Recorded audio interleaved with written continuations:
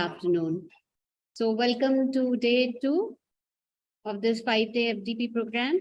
And today's session is on the systematic literature review. We already have Professor Arpan with us, and I have the honor of introducing him.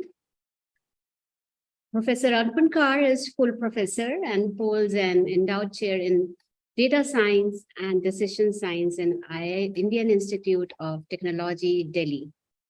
Within IIT Delhi, he shares a joint appointment in Department of Management Studies and Yadi School of Artificial Intelligence. Administratively, he is the chair of corporate relations and is a member of board of academic program and Institute of Eminence Committee, among others.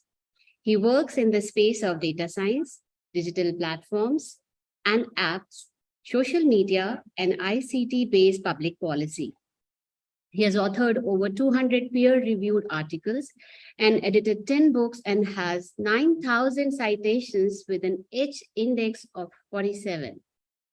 Over 60 publications are in ABDC-A, ABS3, or Web of Science Q1 journal, including 12 publications in ABDC-A star journals. He is the editor-in-chief of International Journal of Information Management Data Insights, published by Elsevier, which is ranked as a Q1 journal. He has been a guest editor for ABDC HR and journals like Decision Support System, Industrial Marketing Management, International Journal of Information Management, Information System Frontiers, Australian Journal of Information Systems, etc. He has undertaken over 40 research, consultancy, and training projects from organizations like BASF, PwC, Fidelity, EY, Facebook, and many organizations of Government of India. He has received over 20 awards like Library Research Excellence Citation Award, Vasant Kumar Distinguished Researcher Award, 3 International Federation of Information Processing Best Paper Awards, Association of Computing Machinery, ICEGOB Best Researcher Award, Tata Consultancy Services Research Gold Medal, Project Management Institute Research Scholar Award, Association of Indian Management School Best Researcher Award, IIT Delhi Teaching Excellence Award, Bestseller Award from Ivy, Harvard Cases, and many more Best Papers Award from IIMs and NITs. I am overwhelmed by even reading his introduction, and I don't know what would be lesser to welcome him, but I'm welcoming him, and I would request all my fellow participants to take advantage of this session from him and learn more. Welcome, sir. Handing over the session to you. Thank you so much, Professor Sharma. I'm very grateful for this warm introduction. So I'll try to share my screen if that is feasible. Yes. Yeah. So hope my screen is visible now? Yes, it is. Okay.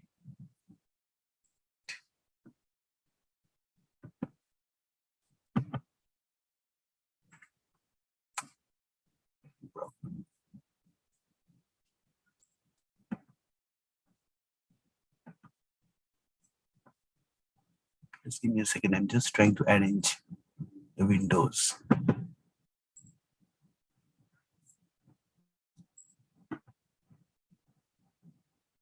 Yeah. So today, the session that I'm going to talk about is about how to conduct a strong literature review, and more focus is on how to conduct an SLR.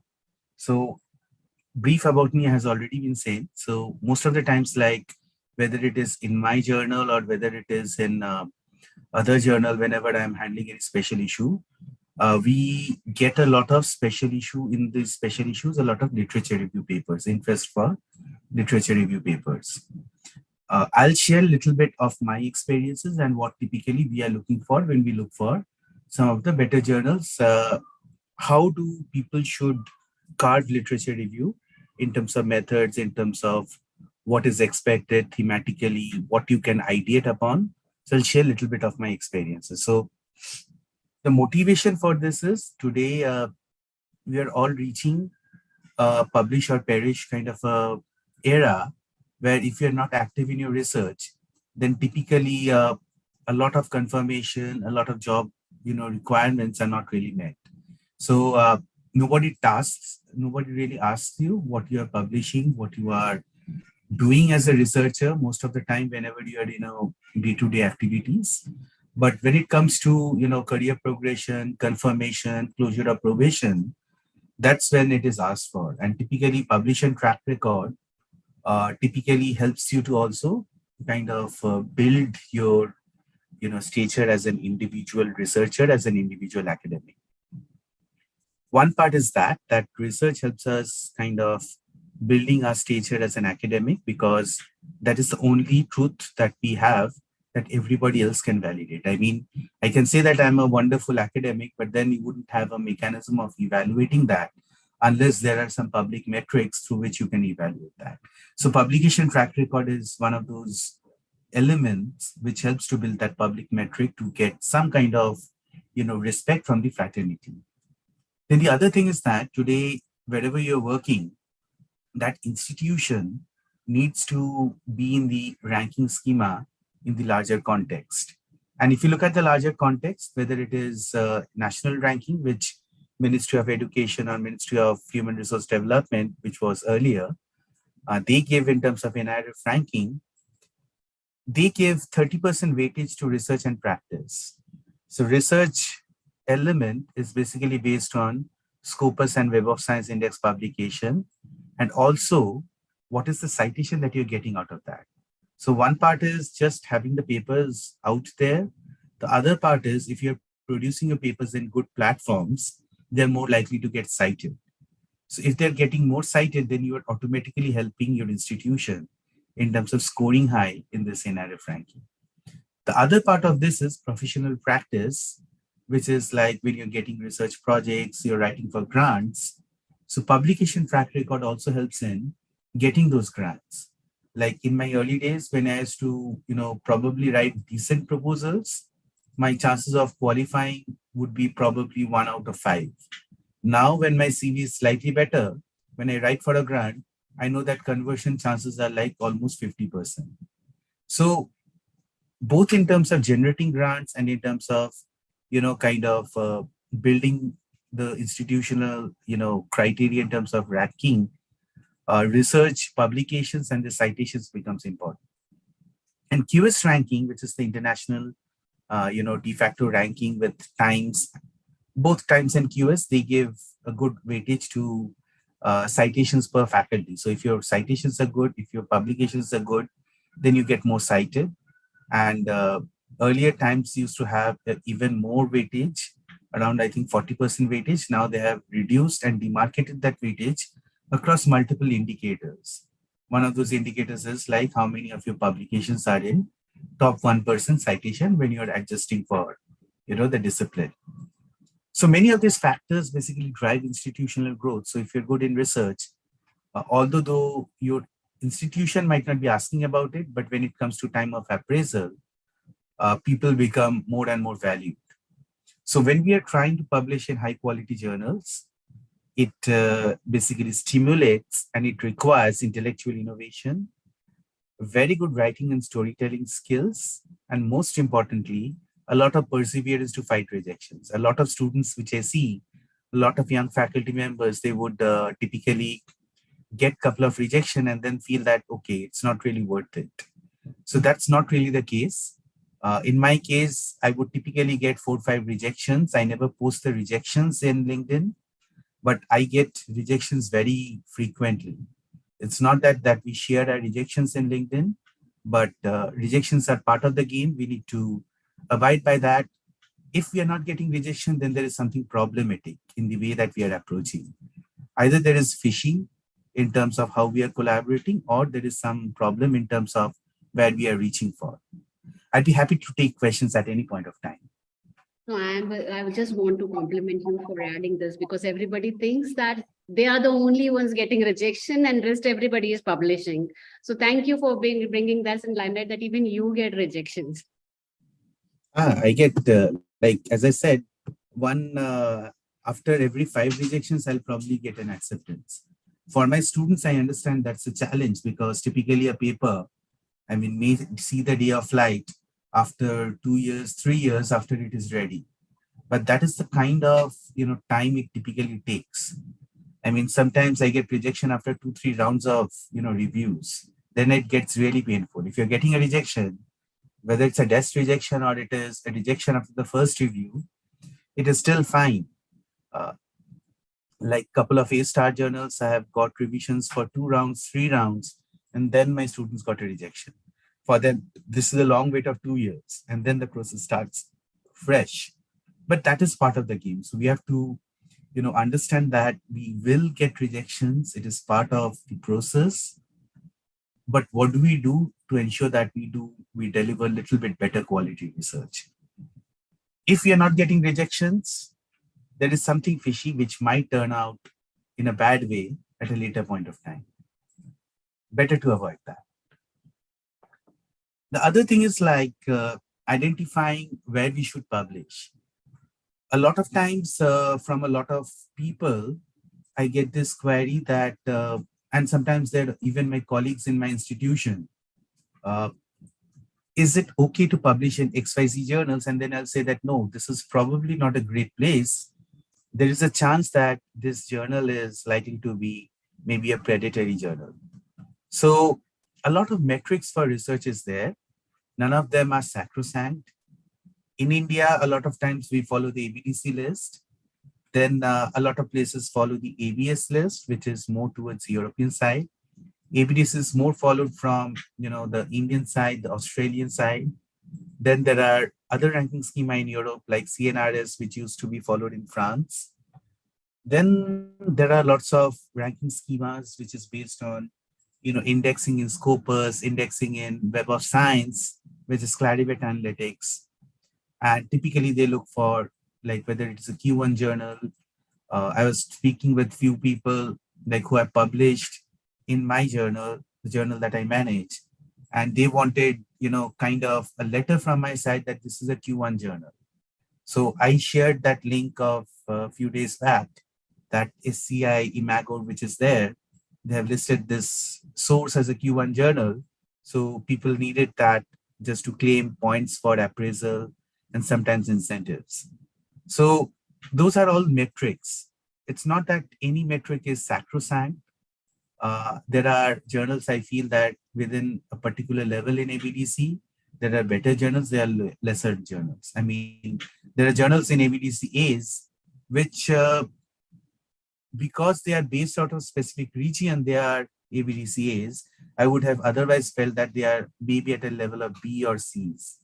And there are competitive levels also very different across many journals which are pitched at the same level. And sometimes an ABDCA journal might be pitched at a different level in CNRS ranking or in ABS ranking. So all these rankings have different ratings and impact factor, side score, all these would be varying across the journals.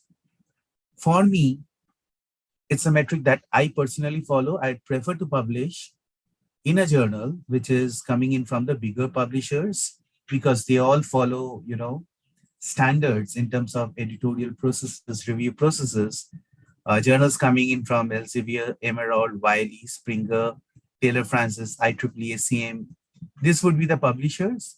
And I'd look for whether they meet at least one or two of the good indexing or the good attributes of ABDC, ABS, or CNRS. If it is A or ABS3, has Web of Science Q1. So those would be the attributes that I look for. And fairly, these are the popular attributes when you're looking for jobs. If you're trying to switch jobs, if you're looking for the appraisals across institutions, these are the kind of popular attributes. So I would typically look for these attributes when I'm looking to publish. And this is important, knowing this is important because this is also part of when we are doing a literature review, having an idea of this quality of journals is important in terms of when we are looking for selection and elimination criteria. I'll talk of that a little bit later. Any questions at any point of time, please feel free to, directly ask me after unmuting yourself. Because otherwise, if you're, typing it in the chat, I might not be able to see that. Any questions till now?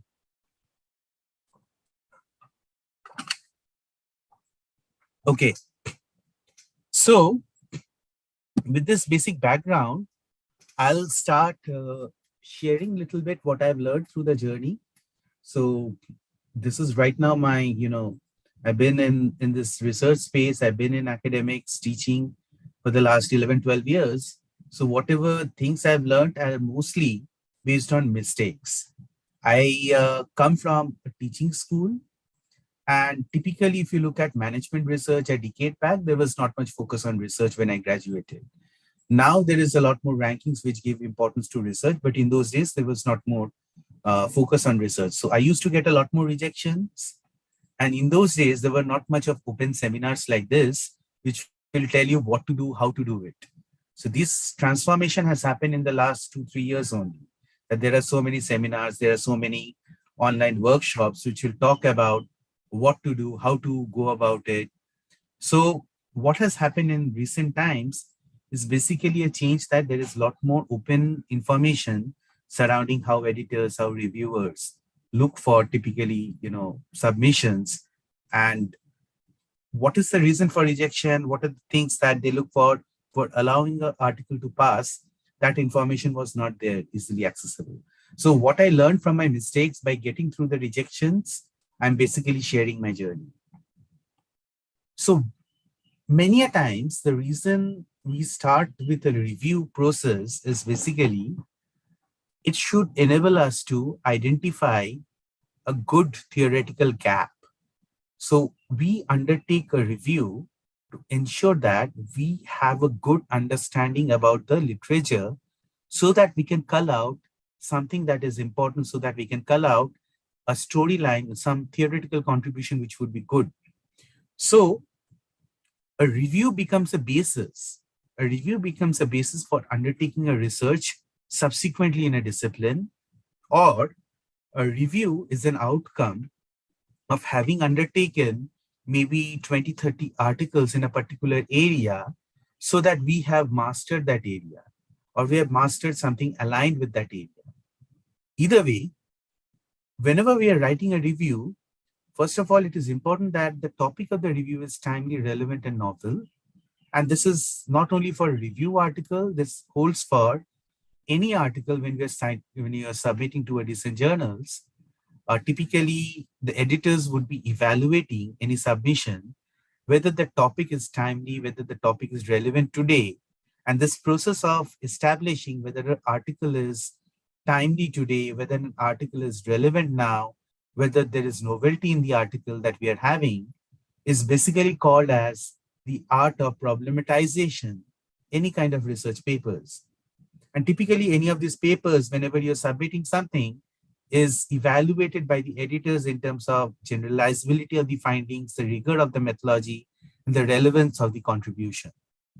So, like all theoretical contribution that is typically there, literature reviews are also evaluated in these parameters that they need to be generalizable. The findings that you're bringing out needs to be generalizable. The rigor in which the research methodology is undertaken, and also the relevance of the contribution today. So I get a lot of questions surrounding how do we identify a good topic for undertaking a literature review. So one of the mechanisms in which we identify, or at least I tell my students who are working with me to identify a literature review, is when I say that, okay, look at some of the emerging themes which are happening in the top conferences. So since I'm from IS area, I would also look at conferences which are coming in from areas and discipline like computer science, conferences like ACM, SIGCHI, computer human interaction. From the computer science, there'd be ACM conferences which are more related to like ACML conferences, which are more related to machine learning. For me, I would pick up themes from there which are computational in nature. But for the information systems part, I would look at conferences which are like ISIS, AMSIS, HICS, passes, these conferences in terms of uh, calls which have come out, in terms of themes that they're discussing. Then IFIP conferences, like we have this IFIP conference which is happening in Nagpur very soon in December. So these are very good conferences. So if we are looking at the ideas that are coming out in these conferences in terms of cues, and then undertake a literature review in that, that's a good way to start looking at a problem statement and deep diving into it. But if you have a problem statement that people have been exploring for a long time, suppose I want to talk about adoption of e-learning platforms. E-learning platforms have been there for quite a long time. Then probably that's not going to generate much interest unless we have a very good reason to revisit how e-learning platforms have evolved over a period of time. So fundamentally, what I'm trying to talk about is a topic should be very exciting because it's new. In case in my discipline, I would look at a new instance of technology, but then more than the instance of technology, whether it is say something like I have I have 2 calls in metaverse ongoing right now. So metaverse, like one of the call is in decision support systems, one of the call is in International Journal of Information Management, and both of them are star journals. But when I'm looking at these calls, metaverse is a new context, new technology. But more than the technology, what is it that theoretically is new in that new context is what is exciting. So I need to have a literature review on a topic which gives me new theoretical, you know, new theoretical elements which can be explored in future studies.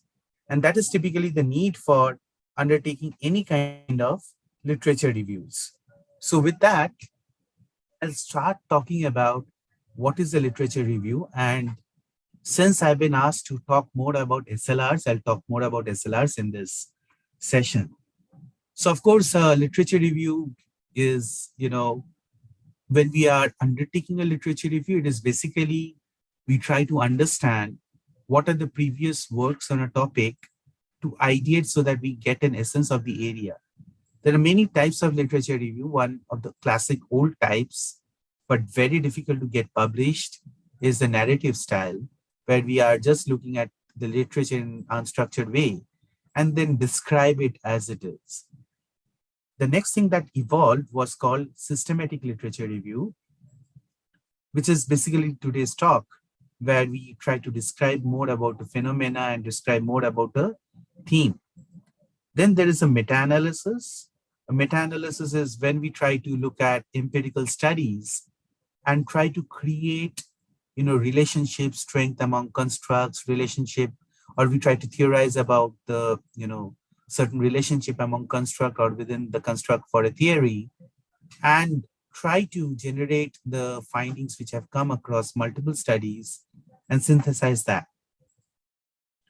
Then there are literature reviews which are on bibliometric, which is a newer kind of a trend, although most of the journals are not really that keen to publish bibliometric studies, purely because bibliometric by itself does not really, generate any new findings about the discipline. It does not really generate, uh, it does not generate ideas about how the discipline is matured or how the discipline is evolving. So bibliometric analysis sometimes is published quite frequently. I know few people publish bibliometric very frequently, but then bibliometric has got its fair share of criticism that it is a description about the data and does not help in generating new ideas and new research directions. And then there are meta-synthesis, which are also a type of literature review, which are often undertaken on the literature review itself. Now we will deep dive into SLRs, which is just one type of literature review. And there are many other types beyond this also. SLR is a systematic way of identifying and critically evaluating and integrating findings across multiple published studies on a research question or a couple of research questions on a topic of interest. In that, we might be connecting two themes, Or if the area is very, very nascent, then it may be just on the entire theme itself. For example, just like I talked about metaverse is a new phenomena. We might be undertaking a literature review on metaverse, then the entire space of metaverse can be undertaken with a literature review, with an SLR. But if something is a little bit mature, say I have to do a literature review on social media, then today, undertaking a literature review on social media is very, very difficult. I need to look at some elements of social media and undertake a literature review on that. If I'm talking of a discipline that is slightly more mature, I need to drill down to a particular concept within that discipline and then undertake a literature review. That is one part. The SLR provides a way to assess the quality and the magnitude of existing evidences and existing knowledge about the theme that we are trying to examine. If we are trying to examine a particular theme, to what extent that theme is mature, to what extent there are documented evidences of theory in that theme, SLR allows us to kind of deep dive into it.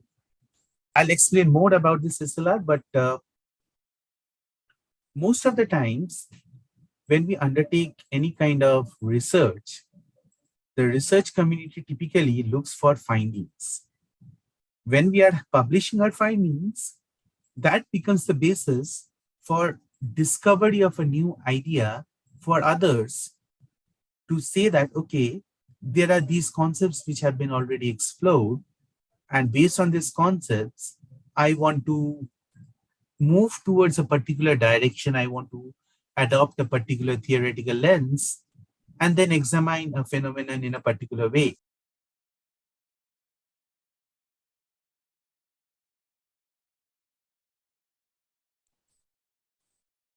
I think I've been muted.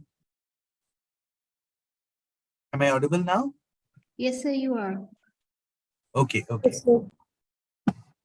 Okay. So when somebody wants to generate that idea to actually undertake a research, it becomes imperative that he knows that this is the current state of the literature as is, so that I can say, if I'm the researcher, I can generate research questions, which is focused on extending the body of literature in a particular way. So I know that these are the research questions, this is my theoretical lens, which I should adopt, and these are the steps that I should be taking to validate whatever I'm going to propose. So then I conduct the research, present my findings, and publish my findings. But the SLR becomes a metric, a mechanism for idea discovery. So when I undertake an SLR, it becomes a basis for me to undertake the studies in future. So what I tell my doctoral students is, SLR is basically the first chapter after the introduction that they would write, and it becomes the basis of identifying research gaps, and then subsequently have their studies carved out, which will be in that gap area. So if you look at traditional literature review and systematic literature review, see, every paper which is published has got a literature review section. That is different from a systematic literature review. A systematic literature review is when the paper you are developing is itself entirely based on the review. If you are developing a manuscript which is trying to validate or propose a new model, you are either generating theory or you're validating theory. That's a different area altogether. That's a different type of paper altogether. For that, you'll also do a literature review, but that's not a systematic literature review. There, when you're undertaking a review, the idea is that you understand how the literature has got connects, what are the boundary areas of the literature, so that you can carve out your storyline. In a systematic literature review, we are basically trying to publish a review article, and what we try to have is a protocol in which we are, a methodology in which we are saying that whatever we are representing, if somebody else was also looking at the review and they were representing the findings in the same way, they would also arrive at very similar findings. So that becomes a basis. That becomes a basis for representing the document and the knowledge which is there in terms of findings and interpreting those findings. So the process of SLR, if I have to kind of, summarize it, it starts with formulating the problem and developing the review protocol. So when we are formulating the problem, we basically ask the research questions which are open-ended. We don't ask research question like, is there an effect of metaverse on industrial innovation? The answer will be yes or no. That's not really a research question. When we are formulating the problem, it has to be always open-ended. Things like, what are the factors that impact user experiences in, say, social media? How can user experiences in social media be improved? So we ask research questions which is slightly open-ended, and then we try to develop a review protocol. I'll talk about the review protocol, and then we start, searching the literature through indexing services, and then we identify the research publications which are relevant for answering those questions. And then we start reporting the findings. So I'll start talking about this process in greater depth. Any questions till now?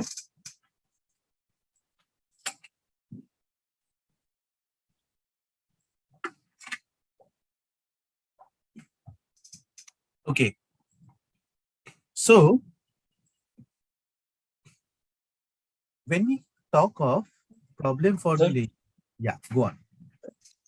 Sir, a few minutes back you said that the research where we are creating a new knowledge, like which is not 100% dependent on literature. So how do you what do you call that research? Like what approach do we have to follow for that? See, if the available literature is not enough in that area. So first thing, a lot of times I hear a lot of students say that there is not much, literature in a particular domain or discipline. So I have to go for a particular way that there is not much of theory. But we have to be very careful about doing this, saying that there is not much of literature in a particular discipline, because now management is fairly mature. Even though a discipline may not have adequate literature which is directly related, there may be allied disciplines which can be extended to the current context. For example, today metaverse is a new context, but there are themes, there is a lot of knowledge which is surrounding, say, social media, virtual reality, blockchain, and those concepts which are surrounding virtual reality, social media, then blockchain may be extendable to the context of metaverse, although there may not be empirical evidences much on metaverses yet. So the first thing is knowing what body of literature can be extended and borrowed from, whether that is suitable for that discipline or not. The second is, if there is not much of literature, if there is literature, how we theorize is basically called as a deductive approach. If there is adequate literature, how we derive a theoretical model based on argumentation among the constructs, based on argumentation among the independent and the dependent variable, that is basically called as a deductive approach. If there is not much of literature in a particular way, because that area is completely new. For example, we had a sudden disruption in COVID, and nobody knew what was this disruption all about. And if I have to explain something about this disruption in COVID, then what I have to do is, this is something that is very new as a discipline when it happened in 2020. So I can undertake an inductive study. Inductive theory building is when I start looking at the data, I start taking interviews, or I want to, from the data itself, I want to generate my theories, then that is basically inductive theory building method. So deductive and inductive theory building methods are two different things completely. In fact, one of my editorial is going to come out in International Journal of Information Management in the next, I would say, 3-4 days or maybe 7 days max, which is demarcating if you're doing deductive research versus inductive research. How do you change the approach? Although that specific, editorial looks at, computationally intensive theory building approaches, but even within that, if you're looking at deductive versus inductive methods, how do we, philosophically look at it in a different way? So there is a question. I'd like to focus on SDG 4, quality education. So how can I proceed with SLR? So Rinki, are you able to hear me? So Yes, sir. yeah, so first of all, there may not be adequate literature which will zero down and say that this is on Sustainable Development Goals 4. But you will get a lot of literature which is related to Sustainable Development Goals, which is a broader theme of yours, including like I have published, 4 or 5 papers on Sustainable Development Goals. And there will be many others who would have published a lot of literature on Sustainable Development Goals. Now, picking up those literature on Sustainable Development Goals is one part, and SDG 4 would be in terms of education and inclusive education, education for all. So there you have to look at journals and typical the research question. Depending on the research question, you have to look at education, things like skill development, then themes like if you're doing it for people who are already in their jobs, so it could be related to skilling, upskilling, downskilling, related based on your research questions. And then if it is something related to primary school education, then you talk of school education. And those keywords would be basically, useful. I'll talk about the process of the keywords soon. So if you look at this subsequent slide, we are talking about first developing the research question. So how you're formulating the research question at this point of time would be very, very important. So keeping a little bit open research question, like in your case, how does SDG 4, what are the evidences of SDG 4 surrounding education and skill development? What are the antecedents which leads to, say, better skill development or better educational outcome among school children? If that is the focus, those will become your research questions. Now, what happens is, when you're generating the research question, it has to be slightly more open-ended. And then what you try doing is developing a review protocol. So the review protocol is basically a mechanism in which you try to, kind of search different kinds of platforms in which research papers are available. So why we are developing this research protocol or the review protocol? It is to ensure that whatever we are talking about as a researcher, whatever findings we are talking about, that has some degree of reliability and validity. Can anybody explain the differences between, in say in layman terms, what is the difference between reliability and validity?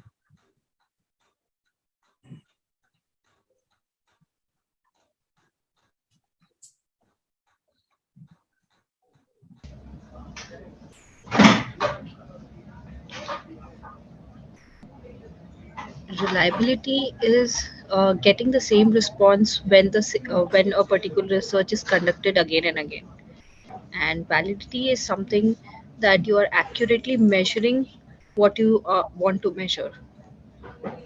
Yes. So it's something like, in a very crude language, if I say that, what is the color of my shirt? Uh, Somebody says that the color of your shirt is blue. Another person says that the color of your shirt is green. So then that's a measurement problem, that I'm not able to measure the color of my shirt. But if somebody says that the color of my shirt is 5 kgs, then that's a validity problem.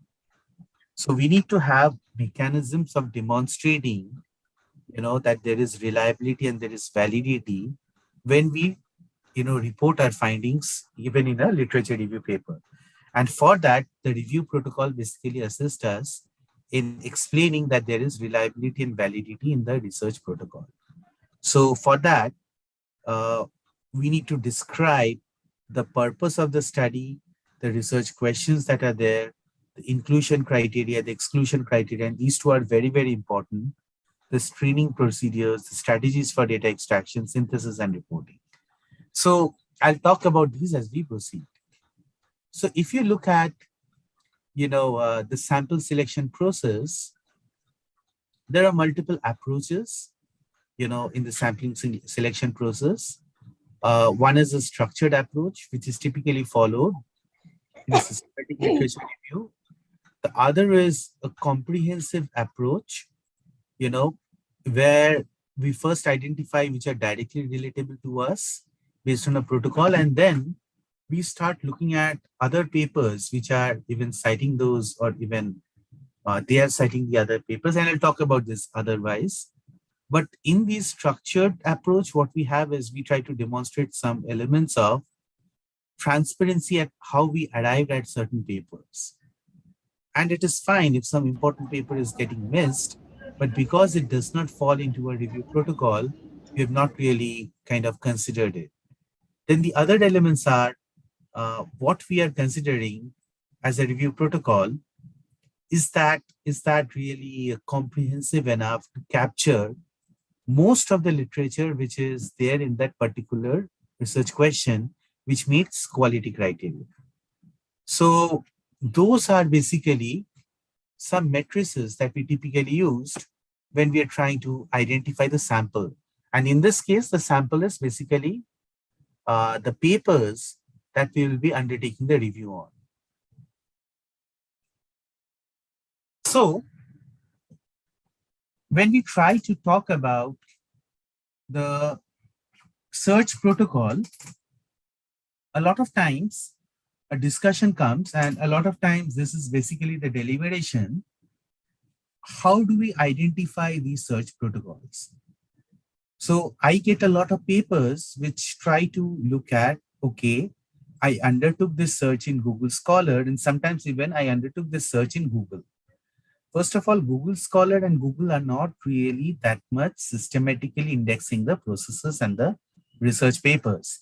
You get a lot of gray literature. For example, if I develop a 2-page document, which is having, say, 5 references, and put the PDF on my blog, then that will be captured in Google Scholar.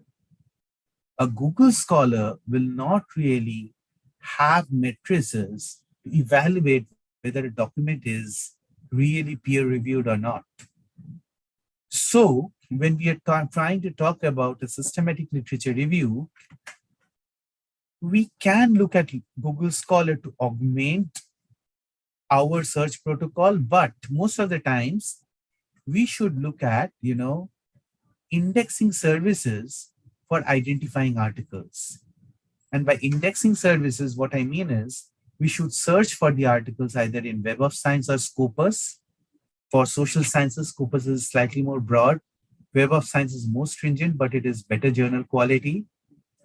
Either in Scopus or Web of Science, we should be searching for. So we need to give a justification why we are choosing these indexing services. Or we can look at indexing services like EBSCOhost or ProQuest. Or we can look at the platforms of the publisher itself. By platforms of the publisher, we can look at, say, Science Direct, which is basically the indexing services of the search protocol for Elsevier published journals. So we can search in Springer Nature, we can search in IEEE Explore, but these are basically the platforms where we search for literature. A lot of people would, kind of be inclined to search on the publisher website. Now, if you search on publisher website, first of all, what it defines is, we mean that the publisher is basically a proxy for my quality assessment. So if I have the major publisher, I say that all the major publishers are good enough as a proxy for my publication requirement. But now, what happens if you are using a publisher website like say Science Direct or maybe Taylor Francis, Wiley, Emerald, which are basically Sage, which are basically the major publisher. In that case, what might happen is that we might miss out on journals which are very good in a discipline, but maybe not published from the major publisher. It could be, for example, in our area, MIS Quarterly is extremely reputed, but then it is not published from any of the big publisher. It is published by AIS. AIS is a reputed publisher, but in terms of volumes, it is not a big publisher like, say, Elsevier or Springer or Wiley or Taylor Francis. Similarly, there might be, say, Chicago University Press, which might be publishing a very reputed journal in marketing, but because it is not from a big publisher, one might not be able to reach that. So for me, personally, I would prefer that if you are searching for literature, start off the literature search in an indexing service like Scopus or Web of Science. And then there might be backward searching or forward searching if we want to go for a more comprehensive review. Backward searching means that we identify relevant works cited by the articles and list of references from an article that we have identified from, say, Scopus or, say, Web of Science. So if we have identified 5 articles out of Scopus and Web of Science, look at their references and identify the subsequent set of articles. Forward searching is looking at all the articles that have cited the articles we have identified from Scopus or Web of Science. So either by backward searching or by forward searching, we try to identify the comprehensive list of articles which are there in the current basket of literature. We need not always go for backward searching or forward searching, but it is something that we should be cognizant about, that a lot of times, if we have a search protocol and the search protocol is not really giving us adequate number of results, then we need to broaden the fishing net. Then we need to increase the size of the fishing net to get more relevant papers. Then, once we have identified that this is the platform in which we are going to kind of search for the papers, we start looking at the research question, and based on the research question, we will identify keywords which will, reflect those research questions. We should use those keywords for getting an idea whether it is, whether it is indicative or whether it is comprehensive on Google Scholar. But for actually defining the protocols, we should use advanced search protocol, which is typically there in Scopus or Web of Science, where we have, Boolean operators like and, or, and then we thematically club, keywords so that they represent a particular theme. I think there is a question. Yeah, so I think Nimisha is asking a question on how reliable is Harzing's Publish or Perish. So in terms of journal ranking, I like the list of journals which are listed in Harzing's Publish or Perish. So Harzing's Publish or Perish is, something that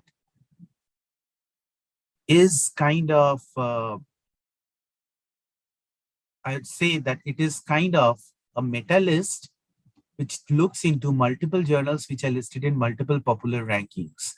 So it is a good idea for us to look at multiple rankings, and Harzing's listing is that way fairly good. So Anne Harzing's, when she started this, then in those days, not much of information was there, but over a period of time, we are also familiar with multiple listings. So Rimathur, how to get clue of research questions from selected articles? You don't get a clue about the research questions from the selected articles. First, you have the research questions. Then you use the keywords from the research question to arrive at the selected articles.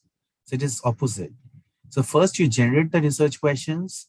Say your research question is from a particular discipline, say OBHR, and you want to talk about what creates deviant behavior in workplaces. So suppose you want to focus on deviant behavior in workplaces, then for that, deviant behavior becomes a keyword. Workplaces becomes a keyword that you'll use for your search protocol. That's how you start out the search. So the research questions enables you to identify the keywords that you'll be undertaking in the search. Hope I could answer your question. What is the best way to design research questions? There is no best way. Don't have a research question which is having a binary response. It is like asking, is it a best idea? Is it good for us to follow? Is it good for organizations to monitor deviant behavior? If that is a research question, then the answer can be either yes or no. So don't have a research question where the answer is in binary and close-ended. Have a research question with move towards how does organizations monitor deviant behavior? Why should organizations monitor deviant behavior at workplaces? Those kind of open-ended questions are more exciting. The hows and whys are more exciting. Hope I could answer your question, Aditi. Any other questions? Yes, sir. Thank you so much. Okay. Any Sir, other can I ask one more thing regarding Harzing's? Sure, please go on. If I go by Harzing's this software program, and I don't have that Web of Science or Scopus, registration, and I go for Google Scholar extraction of publication, then how reliable it is to quote in a paper? Google Scholar, I won't say it is a good mechanism. But you know what, like I know a lot of institutions might not get Scopus access, but then if you sign up for undertaking reviews for journals, they give you access to their platform. Okay. Like Emerald tells you that if you undertake a review, you'll get 30 articles in their platform for free after you log in. Similarly, if you do a review, say for my journal in Elsevier, if somebody undertakes a review in Elsevier, then for 30 days, the person gets access to Scopus for free. Okay. So if you are, if you are active in terms of supporting, maybe suppose you join up as a reviewer, frequently do review for journals, then you get access to the, Scopus database or Science Direct or Emerald for free. So that is often given. Okay, thank you. So when I started my career, like my initial days was in IIM Rohtak. So I was one of the first few faculty members to join IIM Rohtak. In those days, it was just a new institution. I'm talking about, 11, 12 years back. In those days, we did not have databases. Purely because a new establishment comes up, it is just, a shared building in some other institution. You don't have databases. So one way to get access to research is basically undertaking reviews frequently. And even now, I mean, just today I did 2 reviews in the morning. So reviews ensure that, first of all, I'm forcing myself to read about multiple different areas. That helps in my ideation. The second thing is, when I'm undertaking reviews, if I don't have access to, these platforms like Web of Science or Scopus, then I have a mechanism in which I get access for a limited period of time after I undertake the review. So it solves both my purposes. So after we have identified the keywords for our research, then we start talking about the sampling strategy. Now in the sampling strategy, we may decide that, okay, we will restrict ourselves only to journals. We can restrict ourselves to journals and conferences. Or we can restrict ourselves only to gray literature also. I'll talk about gray literature a little bit later. Most of the time when we are undertaking a literature review, for most, I think we should restrict ourselves only to the journals, because a lot of conferences which might come up in different platforms, first of all, they do not undertake so much of a rigorous peer reviewed process. So what comes out may not have passed the test or the lens or scrutiny of other experts in that discipline, unless you look for very selective conferences like, say, SMS or AOM conferences, or in my area like Higgs, ISIS, ANSYS, and so on. Most of the other conferences would not have undertaken a very very elaborate peer review process. Then you look at refining that selection. If it is, first of all, looking at journals, then refining that selection by looking at publication language, the date range of the publication, and sometimes by source of financial support, although it's not really needed for most. But mostly, we try to reduce the corpus of the selected articles by looking at only English language, then journals. Sometimes we might have a stopping rule saying that, okay, I'm only looking for, say, publications which are in social sciences or business and management or decision sciences related journals. So what happens is then I restrict myself to journals which are published from that theme, and I'll not look for, say, it is something related to SDG. I'll not look for something that is published in a journal which has to do with, say, environmental sciences or something to do with production economics. I'll not look into those categories then.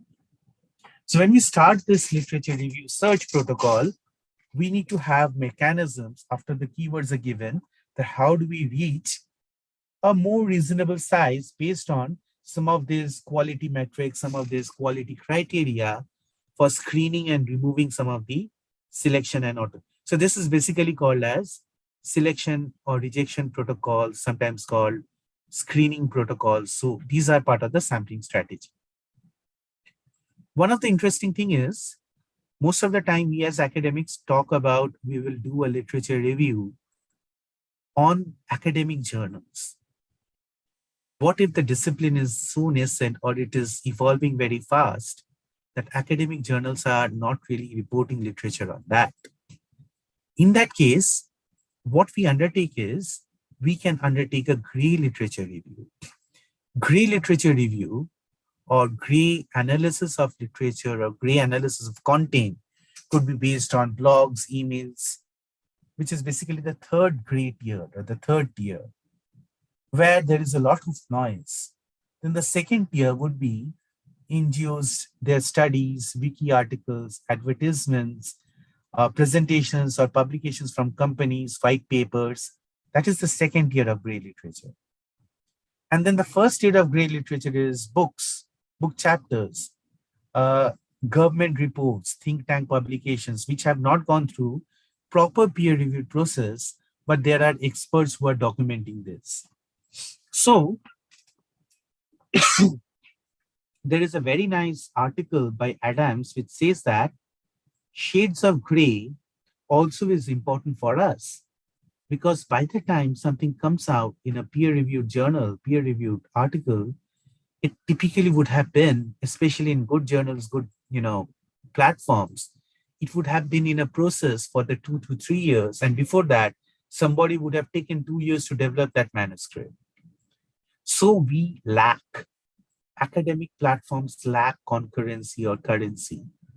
If we have to undertake a review, which is on a theme that is very new, to get idea about the early signals, then we can do it on gray literature also.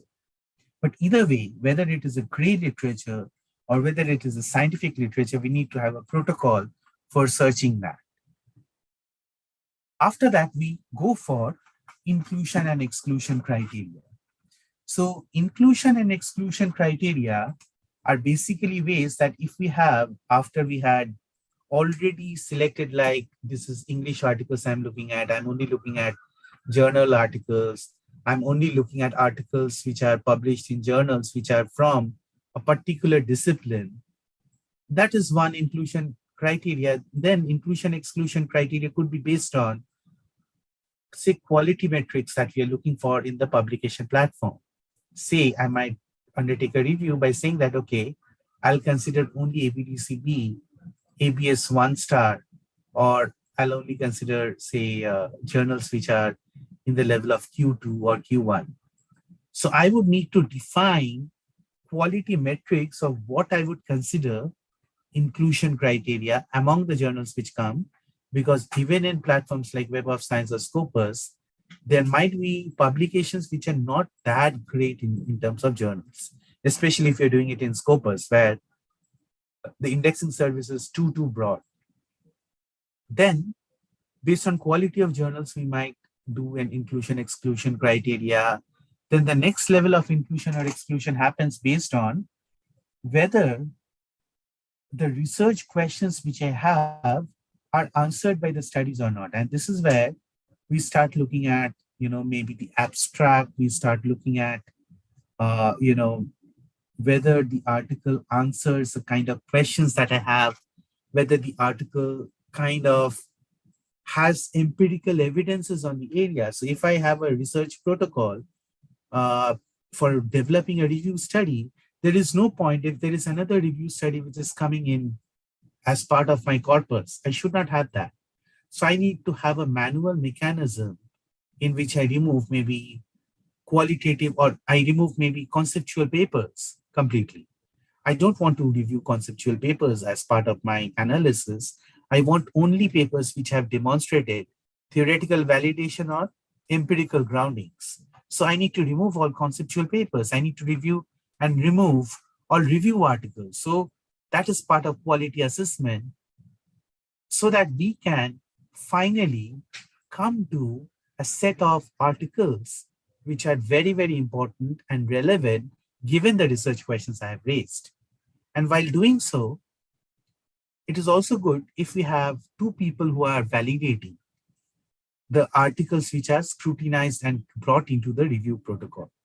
If there are two articles who independently assess the articles in terms of their relevance, what happens is we typically report that, saying that there is intercoder reliability in terms of our findings. If you say that there is intercoder reliability of our findings, then that is one good metric to report when we are talking about qualitative analysis to identify that this is the basket of papers, what we are going to analyze. Then we start extracting the review articles, and then we should ideally have two researchers who will code the studies. One person should code the study and then other person should validate it. It basically develops intercoder reliability and helps in development of themes. And the themes could be based on functions, could be based on industry. I'll talk about more of these themes, but basically the essence is whenever we are trying to undertake a SLR, we have to move beyond describing the data. A lot of times, especially in bibliometric studies, what happens is we have extracted the data from Scopus. Say, in that extract of the data, we have maybe 75 articles. As a very easy analysis, what we will do is we will try to say that these are the top 10 journals, these are the top 10 authors, these are the top 10 keywords, and we represent those. So those kind of analysis, which is basically describing the data, is not really that exciting. So what we need to do is we need to organize the data so we can use charts, tables, and textual description for organizing the data, but there is a need to synthesize the data. The synthesis is basically moving beyond the descriptive statistics of what the data is all about. It is moving beyond what kind of analysis is typically done on creating the data description, saying that these are the top sources of the data, these are the major keywords found in the data, these are the top authors in the data, these are the top countries in the data. That is not really exciting. if you look at traditional, there was this very nice debate what a theoretical contribution or a contribution is not. What does not constitute a contribution? In 1997, 1998, there was a lot of debate in the Administrative Review Quarterly that what theory is not, and there was Sutton's article in that saying that data and its description is not a theoretical contribution. Here also, if we take out a dump from Scopus on a particular theme, and we say that these are the top 5 journals, these are the years where this year, this many number of articles have been published. These are interesting, yes, they are interesting, but they are not going to enable you to publish your research. Those are some initial, descriptives that you can give, but what you are synthesizing about those studies subsequently is what makes the paper more exciting. And that is what helps to identify gaps in the literature and areas for future research, which is majorly the impact of a systematic literature review article. So when we are going for the screening process, we have to report our phases where we say that at every phase, these are the number of articles, this is the search protocol.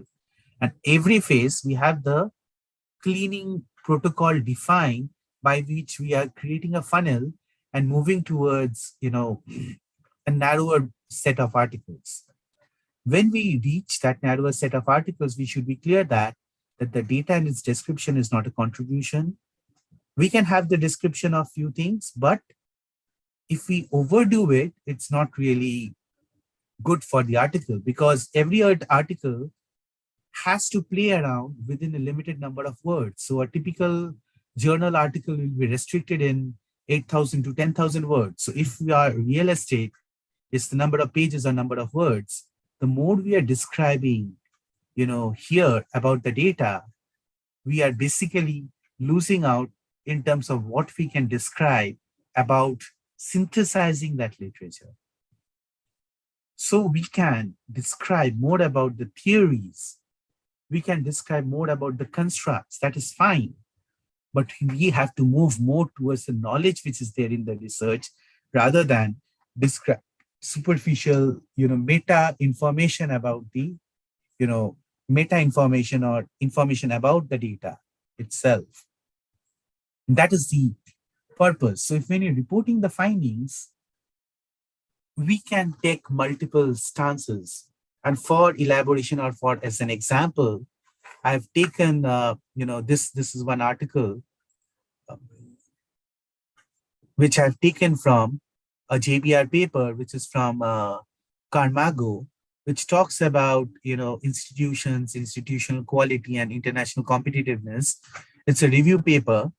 But here what we are trying to explain is that we can report the findings using a lens, like there are multiple lenses, how we report findings, how we develop protocols. Also, there are multiple lenses, like I think after this session, you are going to have a session which is on Spark. I don't recollect exactly whether it is on Spark or maybe some other SLR protocols.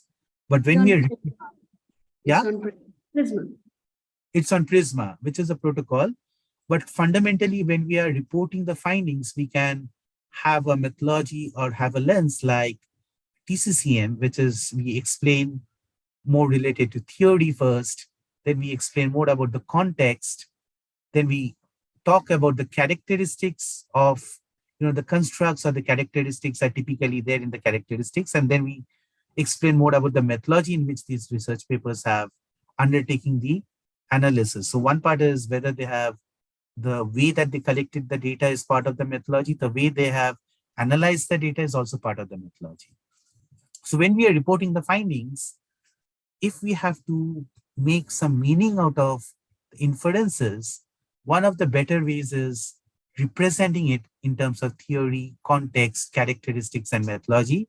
And of course, it's not really needed that you have to go with the TCCM approach, but fundamentally, if you can go into the meat of the papers that you have identified, that is more exciting because that creates more value for the readers who are going to use your review paper as a basis for building their own research. So your paper becomes a basis for others to base their work. So they'll cite your work and base their work on it. If you don't have a mechanism in which you give them a basis, then that's not really going to be useful for them. And that is one of the reasons that we say that don't give descriptions about the literature. Don't write things like top 10 authors, top 15 authors, top 10 journals, top 15 journals, and do bibliometric analysis. Sometimes bibliometric analysis are published, but then it is not useful for the authors, the readers, purely because you are not going into how the theory or the the theoretical or the nomological network of knowledge, how that has evolved over a period of time surrounding that particular context. So if you're describing that context, that is much more useful rather than if you are just, kind of talking about the data, which is basically a sample of articles. So PCCM becomes a mechanism with which you can, kind of publish the papers. Then if you're using visualization, a lot of visualization I see in review papers, which is based on VOS. So if you are using visualization, most of the time VOS visualization is basically when you are creating a network diagram for how authors have collaborated. That's fine, authors have collaborated. What does it imply? How can you theorize or generalize anything about that? Then there is a lot of, analysis which is based on keyword network. Now, while author networks are not really at all important, but keyword-based network is somewhat important, that it will allow a person to have an idea of what kind of themes are associated with that body of literature. But a more impactful study requires you that every study that you have, you identify the constructs which are there and then create a network diagram among how those constructs relate with each other. Then what you get in terms of themes is basically the nomological network. That is much more impactful. But most of the times what happens is, because that involves extra work, that what we are getting out of the Scopus data, one would have to actually read those maybe 70, 80 papers. And then for each paper, you identify that these are the constructs. Because that is more complex, a lot of studies typically do, what they do is they would just take the keywords, the author keywords, and then create a nomological network of that. Sometimes it is fine if you are really pressed for time, but getting into a good publication with that becomes a little challenging, because based on the keywords, if you're doing it, you may not have the constructs in those keywords which will bring out good themes. So that is one of the things that we need to take care of. Then we move to the discussion. A discussion in a literature review paper is extremely critical. So first is we synthesize the findings in, okay, how do you create this network? This network is done using a software that is called as a VOS viewer. Using VOS viewer, you can create, otherwise you can create this in Python also. If you go with any of the networks like Gringotts analysis, typically allows this kind of a network building. So using any software, R or Python, you can do this fairly easily.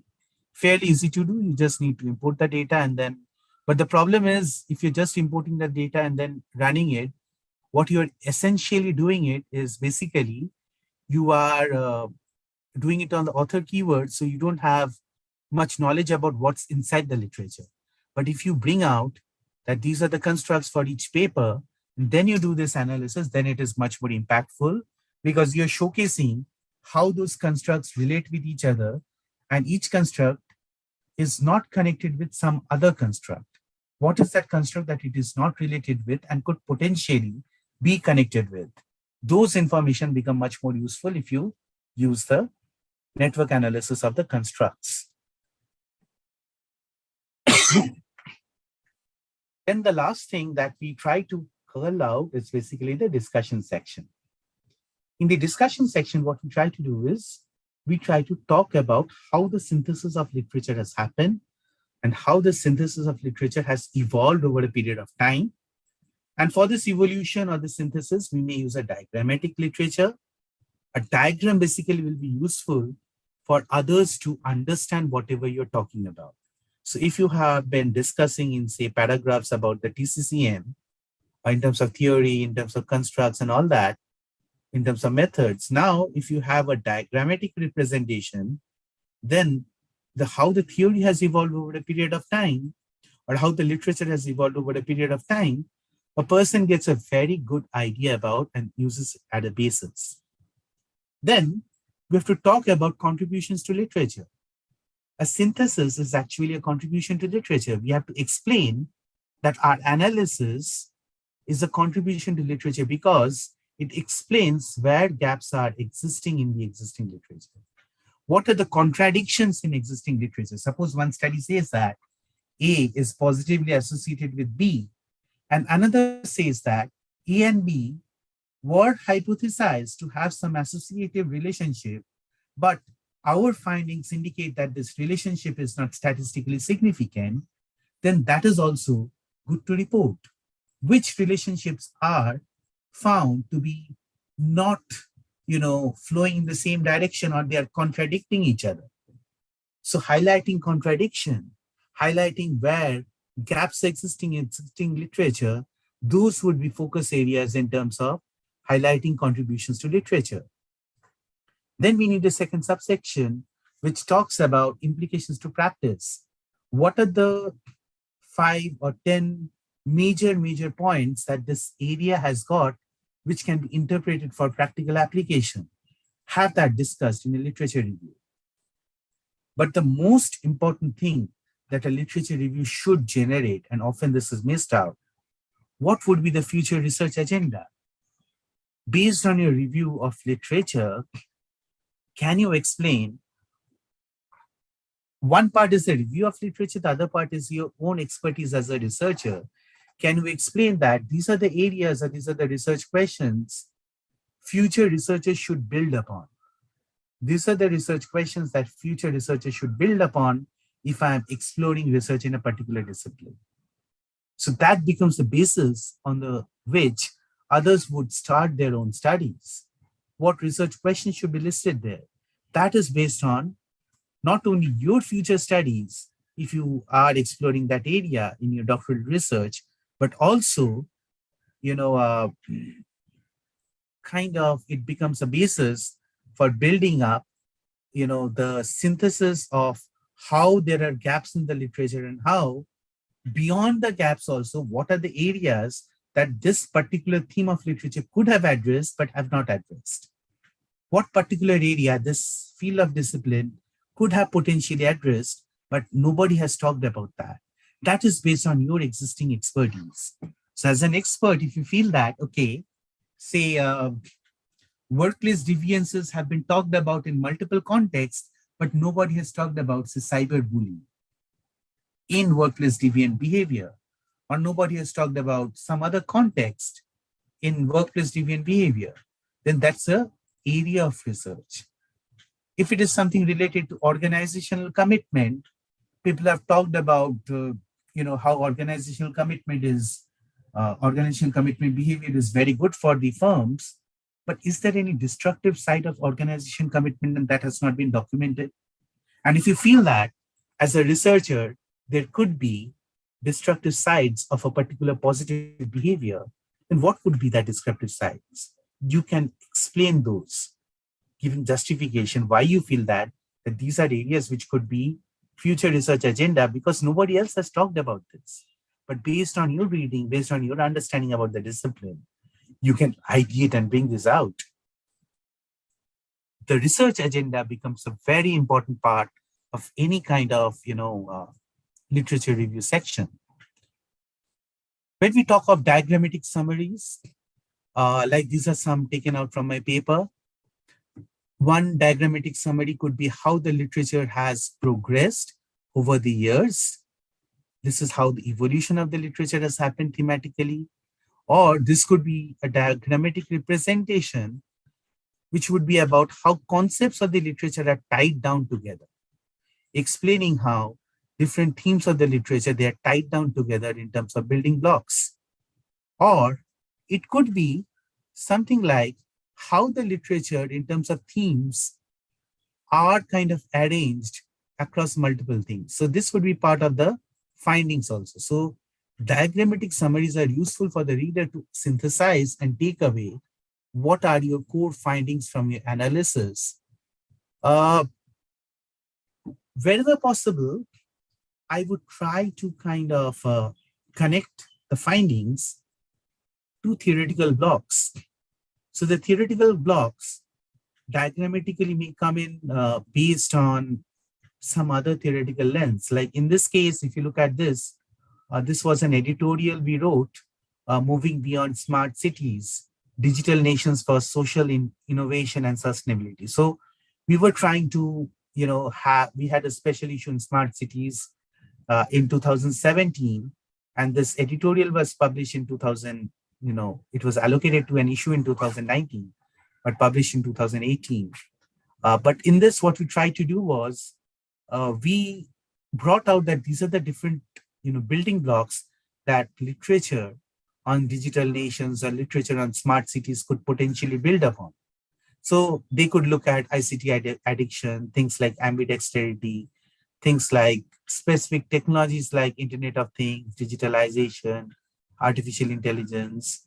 Now, when we are talking about these elements which literature can focus on, future literature can focus on, they would borrow heavily from theoretical lenses, which might come in from management theory, behavioral theory, organization theory, computer science theory, decision theory, or systems theory. So what we are trying to say that these building blocks can connect to these theories. And these theoretical lenses may enable you to explore these building blocks in a particular way, which will lead to specific type of objectives which can come in like sustainability through partnerships, technology-driven innovative solutions, challenges in planning and implementation, impact on different stakeholders like citizens or governments like that. Now, when we are synthesizing the article like this, what happens is it becomes easier for a reader to understand what we mean by different slices of the literature and how these different slices of the literature tie down with each other. So these become a mechanism by which others are able to reuse your findings and build upon your foundational blocks, what you're trying to publish. If you do that, it becomes easier for the journals also to use your paper because they understand that future researchers can actually build upon your findings. They can build upon your ideas. And that is the purpose of research, that others should be able to use your work, others should be able to recommend, your work so that they can, kind of build their argumentation based on solid foundations. So whenever possible, connect findings to theoretical blocks. And of course, there is a small, Scopus demo that in Scopus, you can give your keywords like this, in using and or using title. There's of course an advanced search where you can use the drop downs to generate this syntax. And after you get this number of results, which can be, mind-bogglingly high, like here it is 83,000, over 83,000 results, then you have selection criteria. Like in this, the selection criteria is from 2016 to 2013. I'm looking for maybe a few specific years of study. I'm looking at maybe 8 years of study or 10 years of study. Then I'll look at few subject areas. Like I said, I'm looking at only business management and accounting journals and journals which are listed in the social sciences. For me, somebody not information systems, I'd also probably check at area like, say, decision sciences. Then I'll look at whether I'm looking at articles or review. That becomes part of my review protocol. If there are review papers, I would not include them in the basket of my review, but I would need to definitely distinguish my review article in terms of scope with previously published reviews. Then I would look at what journals I'm looking at. What journals should I consider? Should I consider, journals which do not have very strong review protocol? Or should I just look at the top-notch journals? That's a call I need to take. For example, here I have advances in intelligent systems and computing, which is basically, book chapters from conferences. Should I include that or should I not include that? That is a decision that I need to take. Should I include specific types of keywords? If the article that I'm getting, the count of the article is very high, I can use this as a mechanism to reduce the number of keywords, but preferably I wouldn't want to use keywords as a mechanism of reducing it. The other thing is we can use things like the language which is there. I'll choose a language like English to reduce the number corpus of keywords. Then after we have kind of reduced the corpus like this stage-wise, we come to the final set of keywords with which we'll start off the analysis by downloading the full papers of those articles. And that's how we would be typically analyzing any literature review articles. These are a few of the important, references you can look at for understanding how to undertake a literature review. And there are many of these articles which are fairly impactful, fairly good in terms of, I don't think you would need to look for any article which is coming in purely from the management discipline, because from management, a lot of times you may not get exact good articles which are there, but most of the articles which initiated this entire area of how to undertake literature review, they came in from the discipline of, from the medical, healthcare, and nursing discipline. So systematic literature review actually came in from the nursing discipline. So you might have good articles which are coming in from non-related to management disciplines as defining the protocols. A lot of time it is fine if you're deriving those protocols and adopting it and using it in your own literature review. These are some of the references. With this, I think I have come to the end of my time. Feel free to connect with me over LinkedIn, Instagram, email, any ways you like. And I'm happy to take any questions. Any questions? Hello, sir. Good afternoon. This side, Dr. Surbhi Mathur from Manipal University. Uh, I just wanted to know about, like, we were talking in the systematic literature review that at times we work on some topic which is somehow based on some established theory, for example, right? So my simple question is, for example, if I'm working on customer experience, I just let you know that this is what I'm currently working on, this manuscript of customer experience, which is specific to online groceries. Okay. Now, so I'm pretty much confused that if I want to take any theory as my base, I want to test that framework or anything I want to play with that theory.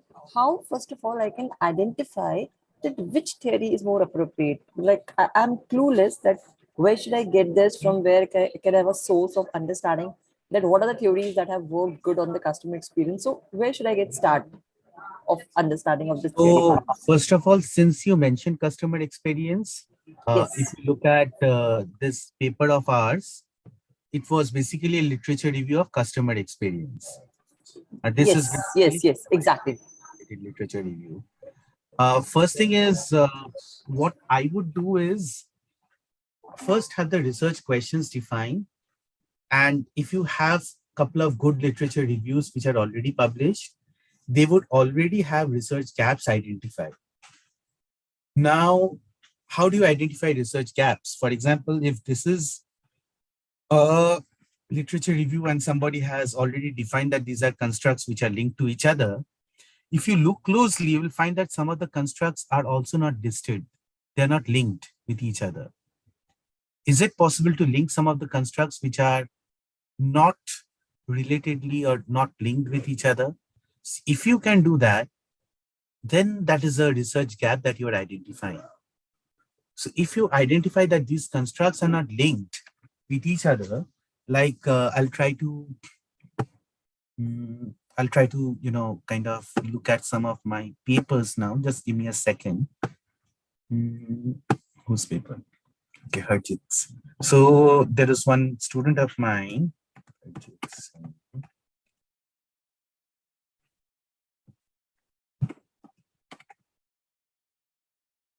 So I'll just share my screen.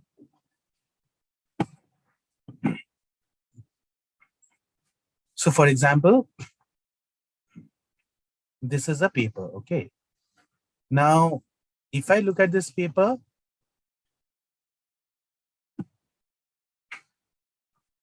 are you able to see the paper? In the paper, a good literature review will also tell you about the constructs which are there across specific things. So the idea is, if we have a mechanism in which we identify the constructs, then that mechanism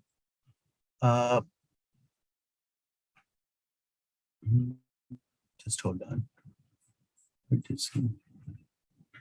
Yeah, then that mechanism becomes a basis for you to know that, okay, these are the constructs on which not much of literature has happened. These are the constructs on which not much of publications have happened. So a literature review may sometimes give you that these are the dominant constructs, or these are the constructs where not much of publication has happened. So discussion. Yeah, so you can see that here we have talked about some of the constructs in some figures. Okay, so the list of 136 construct and the frequency of the construct, you know that there are constructs which are overused, there are inactive constructs, there are potential zones where constructs are having potential but not yet used that much. So you would typically have literature review, which will say that if you use these constructs on customer experiences, then that's already a well-trodden path. There is not much of value that you are able to add. But that is the purpose. So if every kind of literature review will give you this idea about the constructs and the relationship among those constructs, then look at constructs which are less known and relationships which are yet to be explored. I think that's where the entire, research questions, research argumentation will be, build upon. Hope I could explain. Okay, so it's more about like identifying those gaps and making your questions centered around that. Fair enough. Thank you so Yes, much. Thank you so yes. much. Sometimes you get networks like this, which will help you, like privacy in those days. If you could connect privacy with technical quality, that would have been great because nobody studied that. But this is something 5 years old. Maybe now it is already explored. But relationships like this can be, undertaken using a systematic literature review. The idea is these kind of relationships will basically enable you to show gaps in the literature. That is the actual value of a literature review.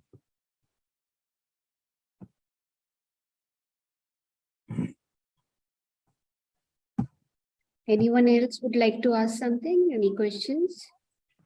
Although Professor has explained it at length, nobody could make it more simplified. What he has just delivered in 1.5 hours, and a lifelong of learning, I think. Anyone has any query? Well, I do have a question. I'm Shruti Mathur from MIT University, Rajasthan, Jaipur. So the question that is there in my mind, and which in fact has been put in to my mind from my students of PhD, sorry, who are currently doing coursework. So they, many of them had this query that if there are certain established facts already in their particular field, then is it possible for them to do research that goes against those facts? So I want to know if I was right in telling them that once you that this is possible only once you are an established researcher in your field. So from this kind of review of literature, if they do come across certain gaps which they would like to fill through their research, but at the same time they are contradictory to the already existing ideas, then should they go ahead with the topic or should they change their topic of research, particularly for a PhD degree? So for me personally, I don't think that has anything to do with whether one is established as a researcher or not. So if it is drastically different from what existing literature is saying, what we need to revisit if the findings are, is there adequate rigor in the how that data collection has been done, how that scale has been developed, whether adequate care was taken in terms of validity, reliability, model development, model validation. First of all, if a path is very well trodden, I should not actually start undertaking that journey in the first itself. If it is already trodden and I am revisiting that, there must be adequate doubts in my mind under what context it is not suitable.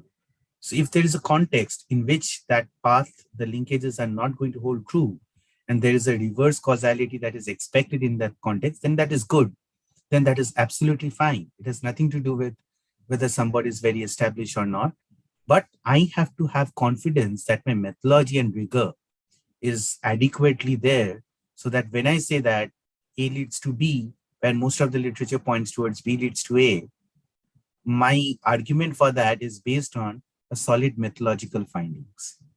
If my methodology is shaky, if my research methodology is shaky, how I collected the data is shaky, then that might not sail into decent journals. But yes, if I'm contradicting a good established theory, then contradiction is a good contribution actually. Okay, but would publication bias have anything to do with this? If an article is really well written, see, first of all,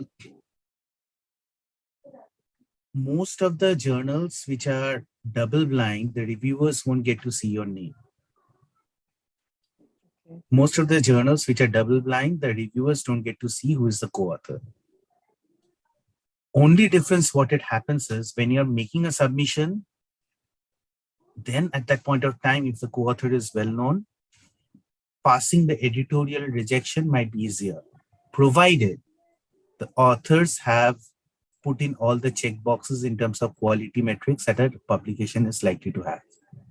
If everything is fine and the authors have developed a really strong manuscript, then passing the editorial rejection stage might be a tad easier because editors get to see the authors and their ORCID ID will link to your Scopus profile. That's all. But after that, if it is if that is something like a blind review kind of a journal, double blind review journal, there is absolutely no mechanism in which you would be able to say that, okay, this is something that reviewers would get to know the reputation of the editors or reputation of the authors. So they would not have a mechanism, they would not have a mechanism to kind of check whether you have, a strong author details or a strong author set. But some journals are kind of single blind. They're having, something who is a established author, somebody who is, more established. That would be useful. Okay, thank you. We've already, utilized more of your time, Professor. And on behalf of MIT University, I would like to pay a heartfelt thank you for sparing your time with us and enriching this community of young scholars and faculties across India to learn from you. It's a privilege and it's an honor. Thank you so much for sparing your time with us. Two things which I have personally taken away is that rejections is normal and everybody gets them. If you can get it, okay, it's okay for me to get it as well. And second is the, combining and picking up dots from gaps and in network analysis, that these are the area which has not been studied. So write reviews in that rather than going into the domains where everybody has already done too much of work if you want good publications. Thank you so much again for sparing your time. Maybe we can hear from you in future again. Thank you so much. Thank you. Thank you so much for the cordial invitation. Happy to take any questions from the audience in LinkedIn or social media later on if you feel. Thank you. Always great Very interaction. nice man, in fact, and he is very open for helping in research. So please do utilize it. Thank you so much, sir. Thank you. And we'll meet and let's have a break. We were listening to him and didn't get a chance to take a break. So let's meet after 15 minutes and we'll quickly do our Prisma protocol. And this would be the next session for today. Thank you so much. We'll meet in 15 minutes. It's 3:40. So we'll be like close to 3:55 would be okay for us to meet, right? Okay, thank you.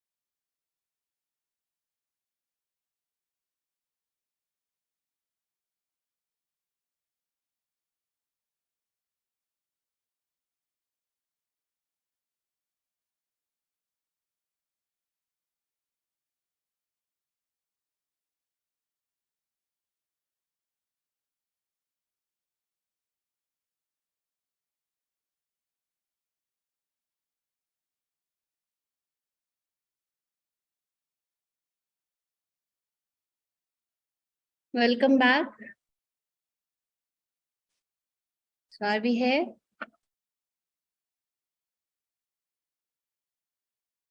Hello. Yes, ma'am. So should we start the next session? Yes, ma'am. Okay.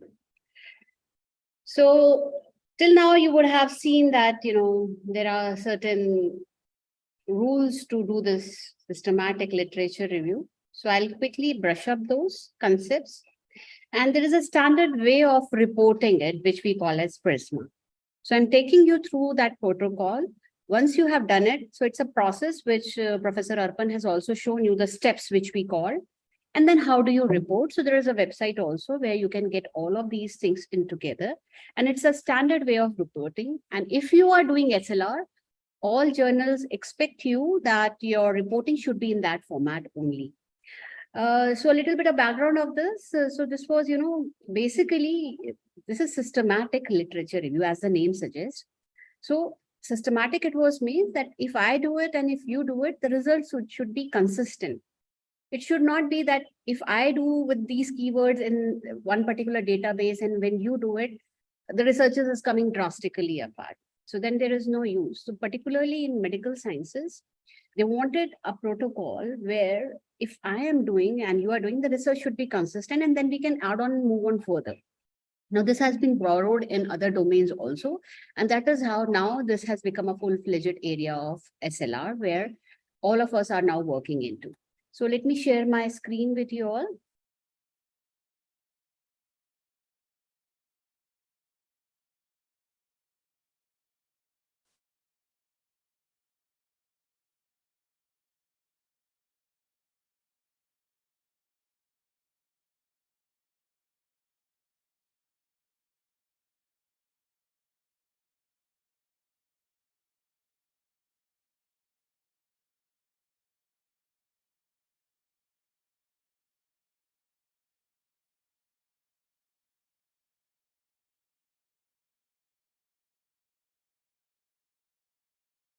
Is my screen visible? No, ma'am. No, ma'am. Why is this not sharing my screen? Can you see it now? Yes, ma'am. Yes, ma'am. Yes, now it's visible. So a quick review. What is systematic literature review? It identifies and select critically appraises research in order to answer a clearly formulated questions. So by now you would have known what does this clarity in question means. So you pick up a specific question and you research only on that, right? So identifying a clear-cut formulated question is the first thing which is the basis for starting your literature review. Now the systematic review should also follow a clearly defined protocol. Protocol is, you can understand, rules or plan where you first lay down what is the criteria and then you conduct it. It's not the other way around. People generally do it and then they try to fit in the things. Don't try to do this. The best way is that you lay down what is your research question and you move ahead with this and define your protocol. That's what is SLR. It is not the other way around that you do it and then you try to fit into it. If you will try to do it, you will be in trouble and you will always be correcting it. So the right thing is that you should formulate your research question first and follow the protocol. If you do that way, you will have a substantially good quality SLR. So we can say that a systematic literature review is a type of review that collects multiple research studies and summarizes them to answer a research question using rigorous methods. So we will go through this rigorous methods and all of those diagrams tomorrow because there are two softwares which we use and there are the database extraction techniques and all. That's secondary, like you can do it. But understand before doing that what is important is that you frame your question and then understand how to move forward. So that's a plan or a protocol which you have to follow. And that's what we call as a protocol in SLR. There are a few more definitions which can explain that. So you can also say that it is a review, this SLR is a method or a process or a protocol, anything you can say, which a body of literature is aggregating, reviewed and assessed while utilizing specified and standardized techniques. So somebody has done it, a lot of people have done it. It is a method or a process or a protocol, anything you can use, where you aggregate some total of all of those things which have been done by others in the past, and you identify how to, standardize this. Standardization is the key thing because we want that if I do it, it should be same. And the same thing, if you follow on, the answer should be similar. They should not be different. In other words, it reduces biasing. So the personal human touch or my biasing towards selecting, rejecting, or including, or excluding, that biasing should not be there. So it reduces biasing. And there's a rationale of using it, and you can use it for hypothesizing. And the methods which you're using for data collection are prepared before the reviews and are used as a guide for performing the process. So it's a way where you standardize the review. And review of what? Review of literature, work of others which has been done without any biasing, right? So in traditional literature review, you would have shown, the Professor Arpan has also shown you that, we were doing it, but there was not a standard way of writing it, or we were not critically examining and summarizing it. And there were no fixed rules or protocols to present the data also. Here now we have all of those things which were not in the traditional literature review. And that is how we have developed this area of SLR, right? So systematic literature review includes what? First of all, very, very clearly defined objective, explicit predefined criteria. Now, these criteria are for inclusion and exclusion of literature. I'll give you a demo of a few of the databases tomorrow. How do you create a query and extract? But when I do this, that's the foundation of my starting criteria for SLR. And we have to define that in our paper that this was my criteria. and what all I have done. Now, whatever you are doing, you have to report it back also in your paper. So there is a protocol of reporting them into paper, and it is standard. All good journals follow them, that reporting pattern, and they want you to report your SLR in that format only. If you are stating it as SLR, you will have to follow the protocol, either of the one. Like for example, what we are doing is this Prisma technique. I'll take you through, but there was one also which Dr. Arpan mentioned. That was your TCCM, theory context characterized method. This is also a new one in social sciences. We are using that as well. So you can use either. There are not too many, there are 2, 3 only. But the most standard one is your, are you able to see my slide? If you are not, please revert back. Yes, ma'am. Which is Okay. So, yes. So you have to look into the protocol of reporting, and that's what you have to look into. So what I have done, okay, here. So you had to you had to define what are your criteria for inclusion and exclusion. You had to look into predetermined search strategy, and which will help you in collection of information. You also have to predefine characteristics of criteria applied to all the resources utilized. Then the systematic evaluation of the qualities of the study included in the review, and the identification of excluded sources of literature. So you will have to justify what all are you including in your study and what all are you excluding, what is not in your research, what's not part of your SLR framework, and what all is included or excluded. Everything you will have to justify in that protocol. And then what exactly have you analyzed in that? That's the analysis or synthesis of the information which you have gained. You can use either the qualitative research methods or meta-analysis or any of the comparison methods to make this synthesis for you. And then the references to coherence of the errors which are found in the selected material. So this is basically what you can see is there's a characteristic of a SLR which should include in your research if you want to do it. These all should be there, right? Any questions till now? Okay.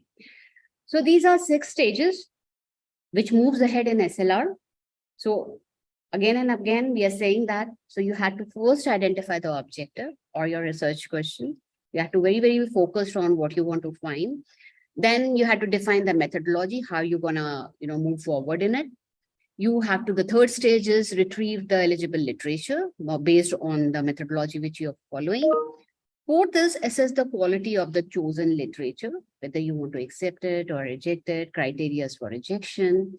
And the fifth is to identify the information and prioritize, portray the findings. So that is analyze what is there in the literature and synthesize the results. And the last is that you had to synthesize the results with reference to whatever information you have collected and whatever findings you are getting from this set of information which you have built in. Okay.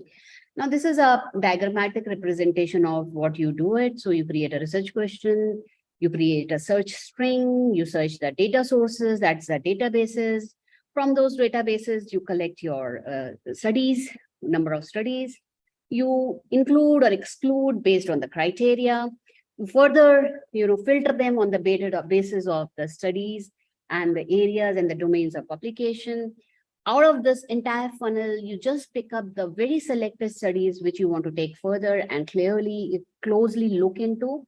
Then you check for the quality assessment of your selected papers or studies, whether they fit into your criteria or not. And among those limited piece of resource papers, number of papers which you have pulled out of this entire pattern of research or path of research, you then build on and understand what's the findings in this paper and try to synthesize your findings with the outcome and try to prove your research question and gain insights for your research question for which you have actually done this entire review. Okay. So what exactly is the objective of doing this SLR? So it undertakes a systematic review of literature related to the area of study, selects a subset of studies, collects and analyzes, offers a clear picture, and it provides an appropriate framework. Now, looking at to the search strategy. Search strategy is, what are you looking into? So search strategies I intended to identify and collect all the literature that comprises with the inclusion and exclusion criteria for the research. You can also go in for mixed search strategy, wherein you will say that I have done automatic research from the electronic database, but also I have added manual researches, but you will have to be very, very careful in justifying why did you do so, right? So most of us, if you do not have access to many papers, many databases, so we try to mix and match, and we try to quote it as mixed search strategies just because of our limitation of data bases. Maybe I have a database access of Scopus, and I do not have a database Scopus or Web of Science. I pull up some papers from Web of Science, and I say that I have done a mixed search strategy, which is not a correct way of doing things. There has to be a valid reasoning. Why have you gone into this? What was the reason of including or going for a mixed search strategy? What was the reason of choosing these electronic database? Which one particularly have you chosen, and which one have you not? So that reasoning has to be included into your search strategy. Merely just running a query, getting some papers, interpreting it, it's not a good idea for a good paper, for a good journal. So you will have to clearly define that how am I going to present my search even before I, start writing to it. Like when I'm approaching a data set from the electronic database, so should I take one, should I take two, or I go in for mixed? You have to decide, right? For your convenience, and I'll show you Scopus and Abisco host tomorrow, but there is a database called JSTOR, which is also free. So you can log in into this and make your account. JSTOR gives free access, though it would not have as good papers as your Scopus or Web of Science has, because they are all linked to the what kind of publishers you are attached with. But as a beginner or to be in this field, you can start trying. At least you can build on your competency in this area. So you can go to JSTOR and you can do the same thing which you do to Scopus. Only thing is the Scopus will have good quality papers because the journals which are linked to Scopus are better rated. JSTOR is totally open source and open access, and would not have access to those journals which are quite good in ranking or ABDC ranked. That's the difference. But if you want to learn this JSTOR also gives you the same kind of feel. Look and feel is same, but yes, the quality of papers would be different. You can, I'll give you a data set tomorrow from Scopus to do it, to try everything, all commands. Nevertheless, you can look into and collaborate. The thing is in research is that you should go in for collaboration. Look for some friends and colleagues, or connects people who have got access to these databases, so that you can do collaborative research. People are looking for such kind of collaborations. And that is how good publications come out. Somebody is good in writing theory part, somebody has got an access to databases, somebody is good in analytics and programming. So make up a team of your comfort area and try to work on it. And don't be greedy. Greedy means like, that's my paper and I should not share. So see, we are all faculties, and the more you share, the more you prosper. So you may have different ideologies, but the thing is that if you have this, even then you would not know, you would not want to include people who would have expertise in the areas which is coming up in those clusters, and you do not know how to describe them. So the good, team or a good combination of authors can really pull out a good publication. Coming on to Prisma. Now this is a protocol for SLR. So PRISMA stands for preferred reporting items for systematic reviews and meta-analysis. So it's a protocol. Protocol means it's a rule. So in short form, this entire thing is known as PRISMA. So preferred reporting items for systematic reviews and meta-analysis. So when, after 2008 and 9, these databases were developed and there were a lot of such kind of research were going on, database based. So everybody was trying to, present in their own ways. So this was the organization of few universities in US, which laid down the protocol of doing this.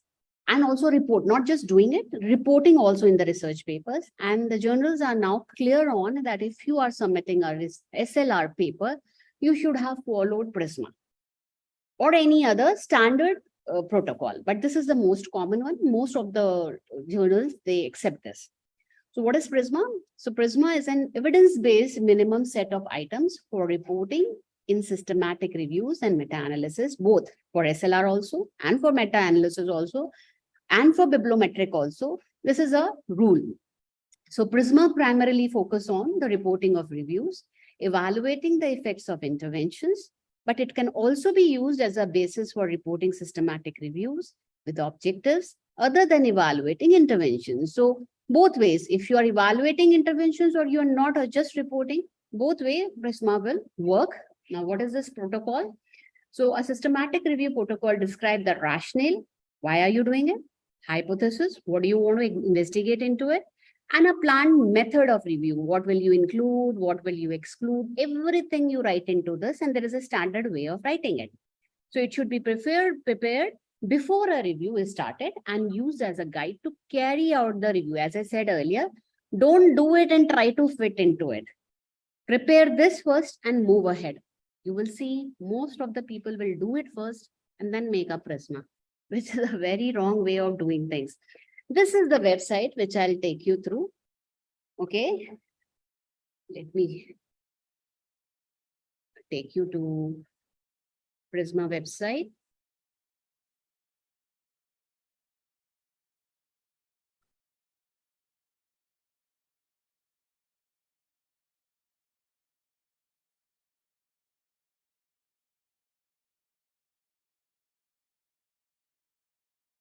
Okay, can you see my screen? Yes, ma'am. So this is what is a PRISMA website. prismastatement.org. Can you see it? Yes, Yes, ma'am. ma'am. So if you type on your Google, this will come, right? So this is what is you have to follow. It has got a checklist. It has got a flow diagram. It has got a statement, and it has got explanation and elaboration formats. You can use them to do your research. Say, for example, for this PRISMA statement. So this is the statement which you can look into a checklist. So everything is given in two formats, PDF also and Word. You can download these. Say, for example, let me show you this.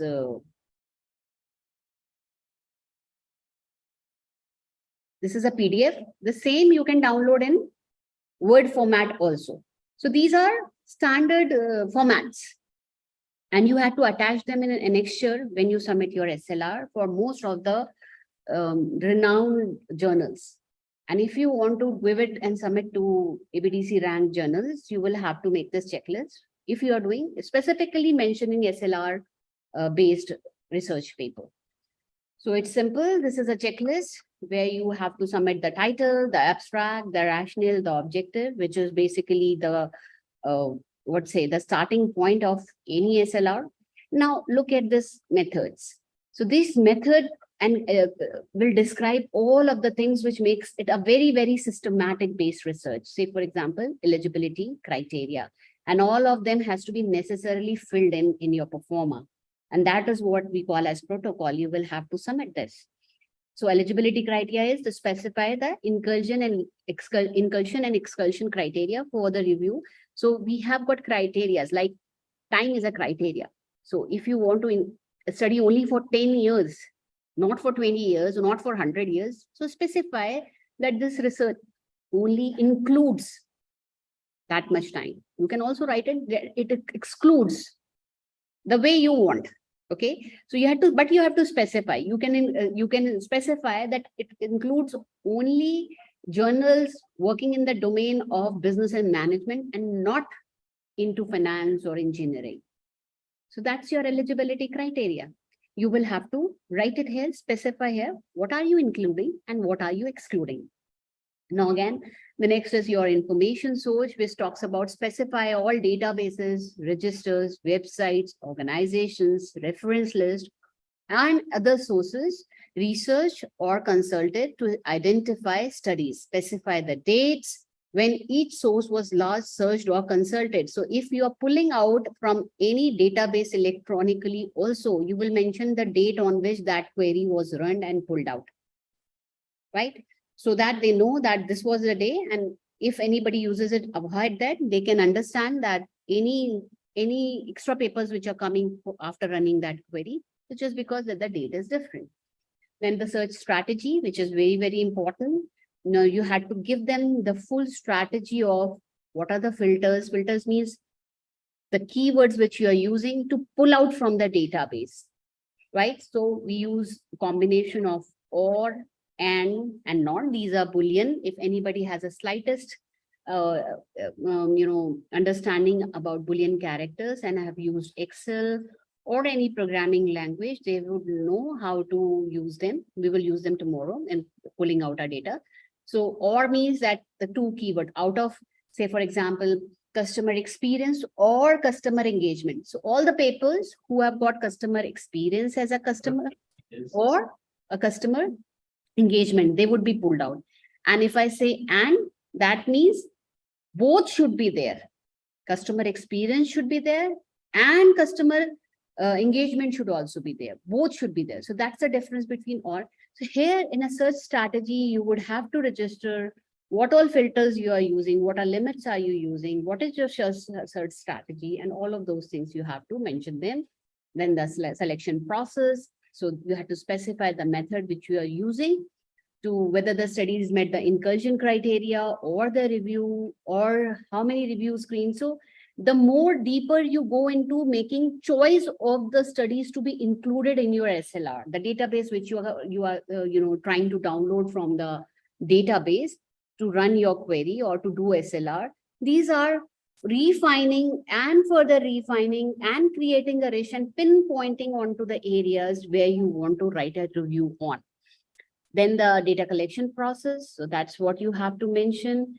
Data items. These are the list and defined all outcomes from the data was sought. Say, for example, what are you were looking only for measurement items or empirical studies or any specific time period studies you were looking out for. So those all will come in data items and you will have to specify them. Then you had to talk about, see, you can pick and choose, not necessary that you would use all of them, but if you have, you will pick and choose what all you have included for your method as going forward in SLR. So whatever is applicable to you, it's not necessary that all of them are applicable to you. Maybe yours is not a very, very scientific research, so it would not have risk ratios or mean differences. It was a theory based in HR and you were just comparing it and giving a theoretical foundation. So this would be not applicable. But if it is applicable, then you will have to give. So that's what we started with, that what are you researching on based on that. But if you have, you will have to define this section. Certainly methods will come. Either of these things would be suitable to report your method for SLR. So you will have to give this. Once you have given the methods, then you will have to also select the checklist for your results. So what is the way you want to report your results? So it is only that the study selection, that is, that describes the process and the number of records you could pull out from the database. You want to include that, you want to make a flow diagram, or any other way you want to present your study. So you could have seen there were some diagrams which Professor Arpan had shown you. They were basically depicting your results. So how do you want to, what among these are you using to show your results? So you can go in for first, how many studies you have selected, what was the characteristics of those studies which you have collected. You can cite each included study and what characteristics they were having, or you can have a risk of bias in this. If you have to report the results of individual studies. If you can make a group of the most of the SLR or bibliometric analysis will have a summary statistics from the softwares which we will use. And these are reported in these studies and which give the individual studies results. So that is reported. And if there is any reporting biasing, and if you can see that it is or it is not, both can be reported in this section. And then the certainty of the evidences, which talks about that your assessment, how confident about your assessment, and this evidences of this outcome of this research, how confident are you on the basis of which you have assessed this. So that's what is the reporting of the result. And then comes the discussion part. This is very, very important for SLR, and actually SLR is written for this part only. This is the essence of sum total of everything which you have done. See, you started with an objective. It should be clearly achieved in this part of discussion. You have to provide a general interpretation of the results in the context of other evidences. So evidences are in the form of diagrams on the basis of the results. And then you have to discuss that what you were interpreting and why, what are you getting in this results? What evidences do you have? And what does it mean? And where are mostly SLRs are written for way forward or future research agenda. This is the area where you build on your paper to tell that what evidences have you got that you would like to research further or way forward in this research or future research domains. What evidences do you have? So in this discussion part, you actually do this. If any limitations, you have to look into this. And any limitations from the review process, you have to mention here, or the discussion implications, or the results of any policy, future research, anything which you think is needed to make a sound base or a compact understanding of the topic which you have picked up and you're discussing. It's important. It was important. That is how you have done it. So that importance should come up very clearly in this. Other than that is optional. Any other information that is, registration protocols or support, or you have got a funding for it. If you don't want somebody to review your paper, that is the competing interest. Anything which you want to do it, that you can, if you have viewed some codes or any external material, you can specify it here. So that's what this reporting format talks about. So this is checklist number 1. Any queries on this? No, ma'am. Okay. So next you can pick up out. You can, choose which one you want to do. So most important is this Prisma checklist only. But if you are from medical background and you have a elaborated explanation, you may go in for expanded checklist. For social sciences generally would do it. But for medical, we borrowed it from medical sciences only. They need a very, very specific reason why, from where is this coming from. So they use this expanded checklist also to explain and to elaborate which way they are going into. Most of the time for other domains, this Prisma 2020 checklist works, good enough. There is a app in or a class in our studio called Shiny app, but it doesn't really work well. You had to do too much to feed information into it. My advice is make it on a Word document. It will ease off your life. For a Shiny app, I'm not taking you through, but it requires lots and lots of input. Say, for example, this is already a 27 item checklist. And then you had to feed it into a software. It's tedious.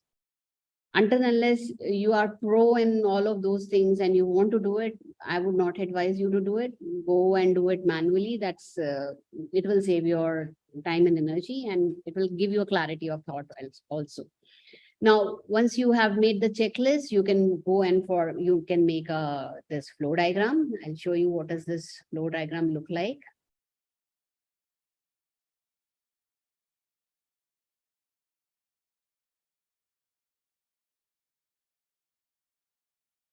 All of these things are actually already written on this website, and I don't know why is this not working. Yeah. So this is the flow diagram.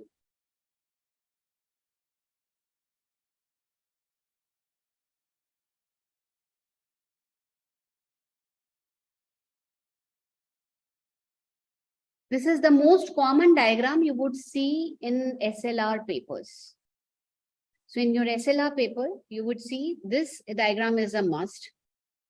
So again, there's a Shiny app which can make you this. You have to feed in on the information, or you can download this in a Word format and do it manually. Most of the time it is done manually, right?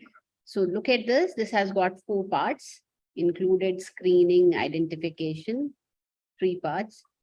And you can make this as a base of how have you done this literature review, right? This is the literature review first from I'm sorry research. to disturb, but the diagram is not visible. Diagram is not visible. Hello? Yeah. It is visible.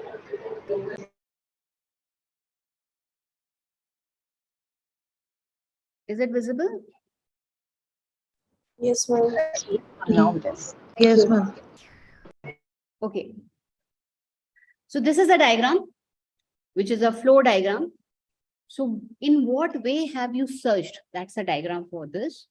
So you have identification of studies where database and registers. So you have looked into identified studies using a database.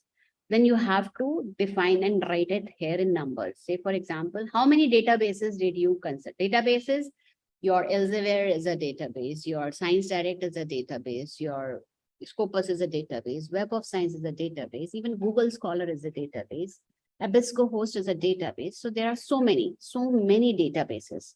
How many are you considering for your research? You have to write it here. And then among them, how many registers will you, under what, how many registers from these databases will you use it? So you will define the number. In number, you will define it. And then out of that, when you pull up using a query, how did you screen and or what did you remove from what database generated for you? So first of all, you will remove the duplicate records, because if you're using only one, then there are no chances of having a duplicate record. But if you have got multiple databases, say for example, you have got Web of Science also, Scopus also, Emerald also, Episco Host also, there are high number of chances that quite good journals are repeated in these or indexed in these databases. You would have duplicate records. You will have to remove duplicate records before you proceed further. So one thing is that you pull out from different database. Second is that how do you arrange those, what you have pulled out to move forward for further research. So you will remove the duplicate items first. If you're using more than one database, then you will, the records marked as ineligible. Ineligible is due to many reasons. Maybe that the record is not falling into the domain and have been picked up because of keyword, or maybe there can be any reasons, you will have to state why it is ineligible. That was our excluding in criteria, or maybe that due to automation, it was picked up, but it was not suitable for our study. So we have to remove all of those studies which do not fit into our research objective. So those all records, and if you remove them, what is the number and what basis you were screening for preliminary screening you were removing, that you have to mention here. Say for example, for a database you pulled out and it was 2,500 or 5,000, but here you saw that 1,000 were duplicates, or you saw that like 500 were ineligible on the basis of keywords, or whatever the reasons were, and you removed them. Then finally, you went from identification, you went into screening stage. So finally, how many screened, preliminary screened, how many records did you have? And then if you are excluding further, this was based on keywords and all. Now you're reading the abstract and you find that, no, this one is not suitable for me. This is only, based on questionnaire based. I wanted on another studies, or maybe this is qualitative. I want quantitative. So on whatever basis you want to reject or remove those from your, I'm sorry, I am unable to look into these messages. Ritu ma'am Yes, बस yes. एक query थी Ritu ma'am Yeah, बताइए. ये like databases are fine, like we have Scopus and like this EBSCO host or etc. But what are these registers? Registers individual journals have. Okay, In registers future- means individual journals. No. They have registers now. In future, you will have to give your research idea and then start working on it. It's gonna be complicated. I'll give you a brief about this when we'll do this hands-on tomorrow. They're trying to create a very, very systematic way of doing research. As I told you, this is being borrowed from medical sciences. There is a procedure of doing things. You can't violate. You can't do first thing and then you end up into something. There has to be a system of doing it. That way they have defined here few things, and you had to, if you are only using databases, that is okay. But if you have registers and you are giving it into a registry, that also you have to mention. It is optional. It's not compulsory. But if for medical science, it maybe that domain makes it compulsory. So it depends on your journal's requirement. So some would say that you would have to go through this and you would have to write how many registers you are following for doing this kind of a research.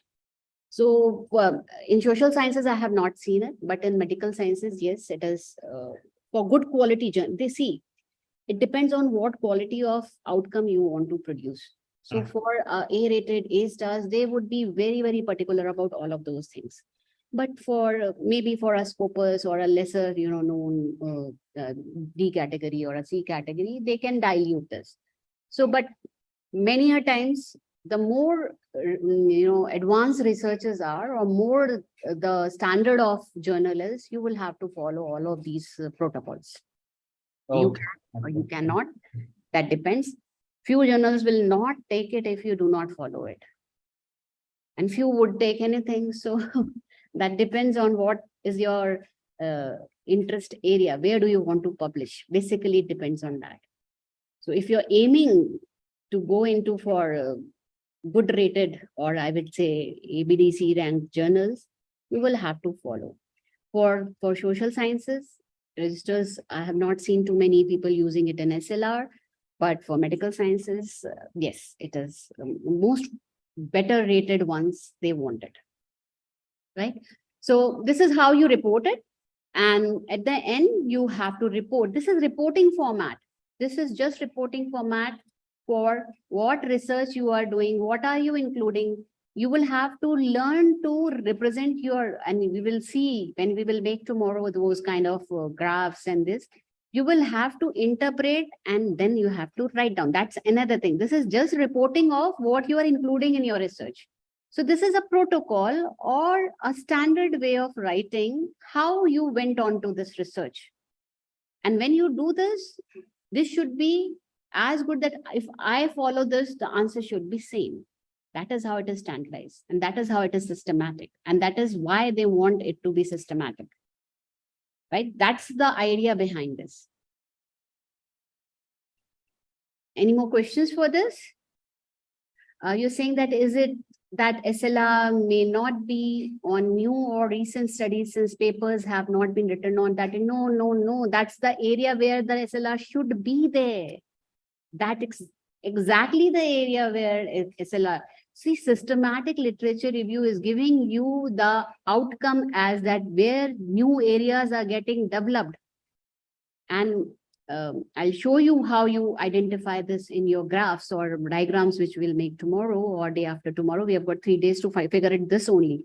So the reason behind we wanted this theory to be covered first is that when you do this bibliometric analysis, there would be lots and lots of graphs, and each figure represents something, some information. But how do you relate to your research or outcome? That's what it is. So SLR should, most of your time it is done on emerging areas, because that's the way they figure out what is the way forward, what is the area where it is required, where the gaps are there, where the future research agenda is there, that's where it is used. And it is a very scientific way of proving gap.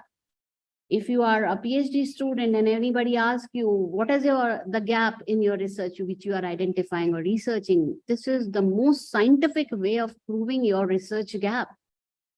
And this covers the entire domain of researches done in the past, and then come up to a conclusion that according to everything done in the past, this is the area which is emerging, or whatever your things are, the area of study or constructs of study, whatever your objective is, the clear-cut overstudied area, understudied area would be visible to you. And that's why it is suggested to do it on the topics which are very, very new. If you try this doing on a very new topic, buzzword which has just come up, there are high chances of publication, provided you report them and prepare them on the. Do not try to mix and match and dilute the essence of it just because you want to get paper published. Put some logics and practices in place, combining with your efforts of analyzing what has been showcased you by this analysis, and you can get your papers published. And that's where in last post-COVID, if you see, you would see lots and lots of A category papers are only SLRs. Most of them are SLRs because from there they're picking up the new areas, new domains, new insights. And that's the contribution, or that's the utility of doing an SLR. So I'm stop sharing this, and I'll share this PPT with you, which shows the basics of SLR and why do we do it, and there's some kind of steps also. Also, this protocol Prisma website is freely available. Download these protocols, fill it up before you submit, or make it before the start of your research, practice it, follow it, and try to move on to the next step after that. If you do it, I assure you, you will have good publications, and there's no way that, you'll not have or there's no reason that you should not get a good publication. The rigor is more, because I'll show you from tomorrow onwards what we have to do in those databases, and how do we make networks, and how to make clusters, and how do we make thematic diagrams. It does it on a click of button, but interpreting those diagrams and extracting what others are unable to see is what makes you a researcher. And that is what I think we learn over a period of time. But yes, as a technique, you will learn it. Maybe you do 2, 3, and then you can build your expertise into this domain, right? Any questions further?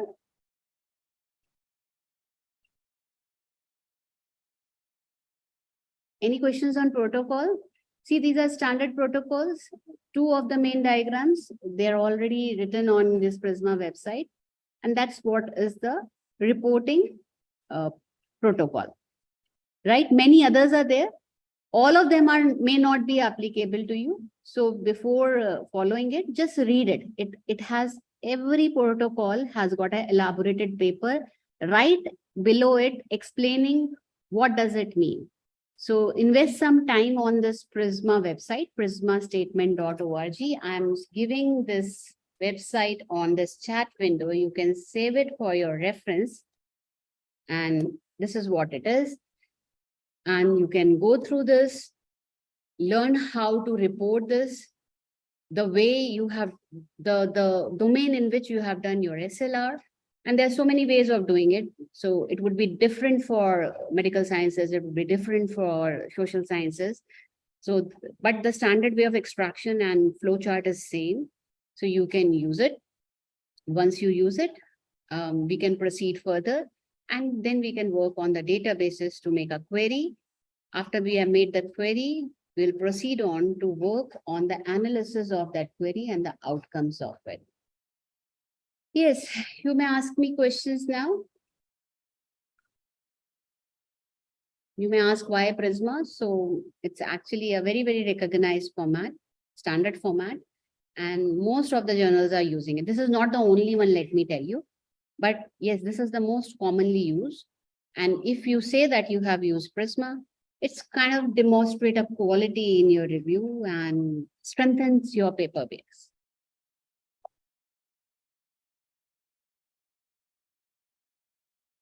Can I have One question, ma'am. Yes, ma'am. I want to ask something. Yes. Ma'am, am I audible? Yes, you are audible, Ritu. Yes, ma'am. Yes. Ma'am, actually, I'm writing a paper on SLR only. My table is ready and I have already written the introduction and research questions as well. The next thing which I Okay. need to do is that Prisma model itself. So Ritu, I just said you have to make Prisma first, and then you have Okay. to enter into the research. Prisma Oh, is made first.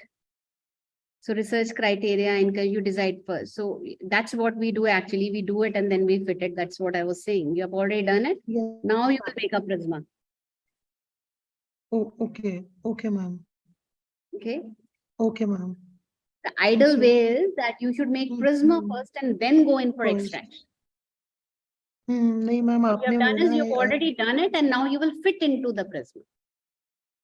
Okay, correct, ma'am. That's Got what it. I'm saying, that you should make your Prisma first and then enter into extraction into databases. But as usual, people do it first and then fit it into Prisma. They do the other way around.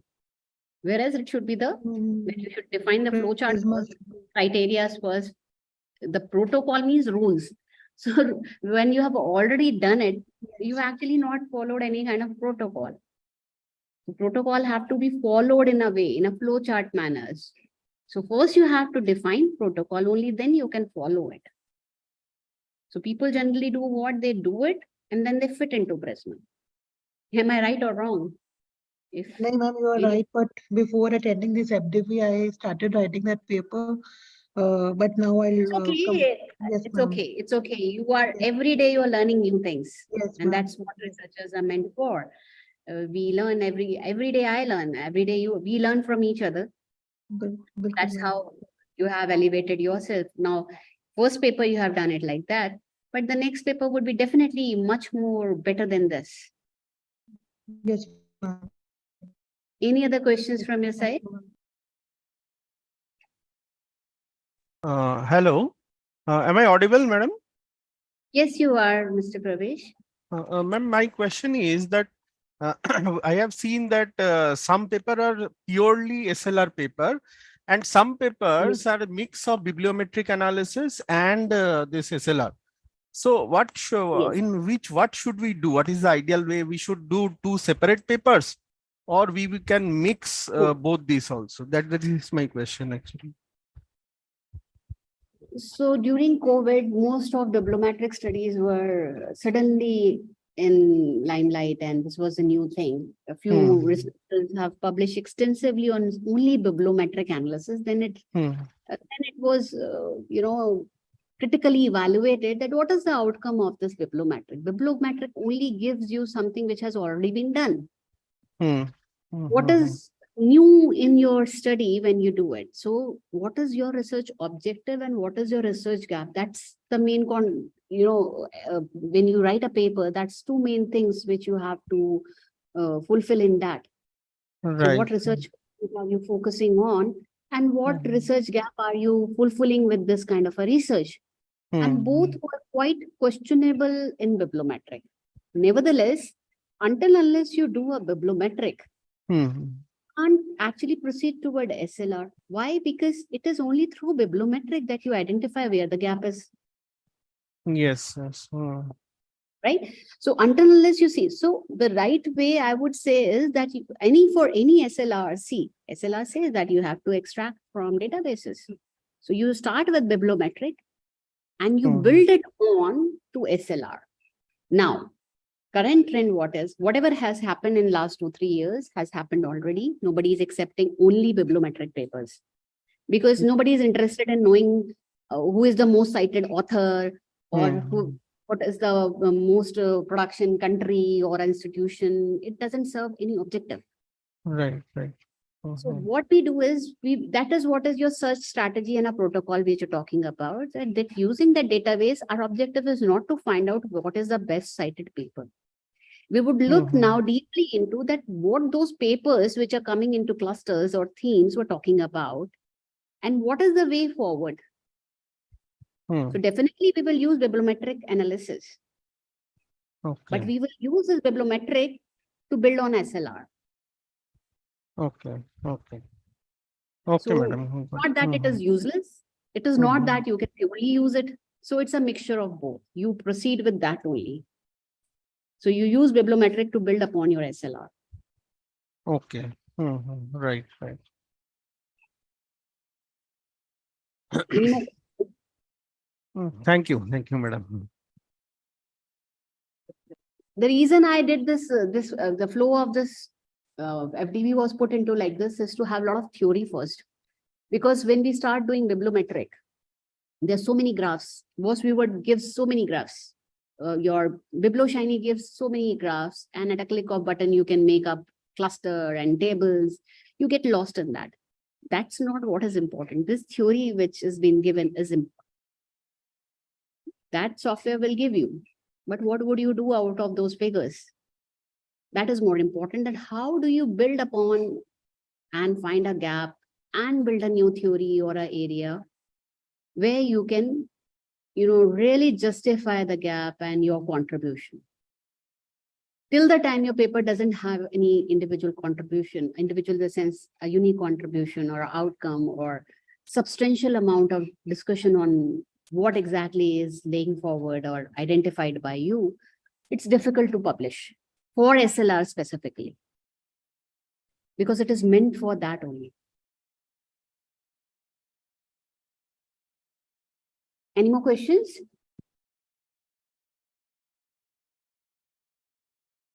Okay, then we'll meet tomorrow again. And I will request all the participants to download WasViewer, because we will start with WasViewer. First, we will see the databases, extraction strategies. I'll show you a few more things. I'll advise you to make a login account on JSTOR also. I'll show you, because I can only show you how do they look like. Then you will have to approach to institutions or universities which have access to these databases to pull out your queries. A sample query I can give you to work on WasViewer. And from there, after doing WasViewer, we'll go on to BiblioShiny, which is we will run through RStudio. And then the last day, I'll take you through a few more softwares which you can use for writing papers. That's the agenda for next 3 days. Okay. So if you are through with it, no questions, we can meet tomorrow. Right. Thank you. Can you please repeat which software we have to download? Should I give you the link? Yes, ma'am. That will be very nice of you. It's very simple. It will hardly take any time of yours, and just let me give you this. All of you can look into your chat window. This is what it is. WasViewer and RStudio, you already have it now. Everybody has downloaded RStudio. We worked on RStudio yesterday. Yeah. Now this is the software which we will use for preliminary investigation of a CSV file or extracted data from database. It's a very simple tool, very, very simple, and makes beautiful diagrams. You would fall in love with the diagrams.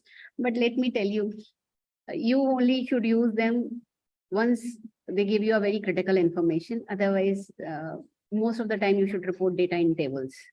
It looks very beautiful, but good journals are not accepting in the way, because they understand that it's nothing. You have just pulled it out from WasViewer. Unless you can critically examine and give an outcome from it, most of the time you should use tables. Yes, WasViewer make beautiful diagrams, no doubt about it.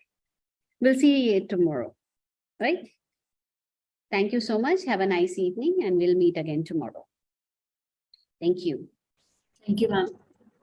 Yeah, I will share the recording for today's session. Yes.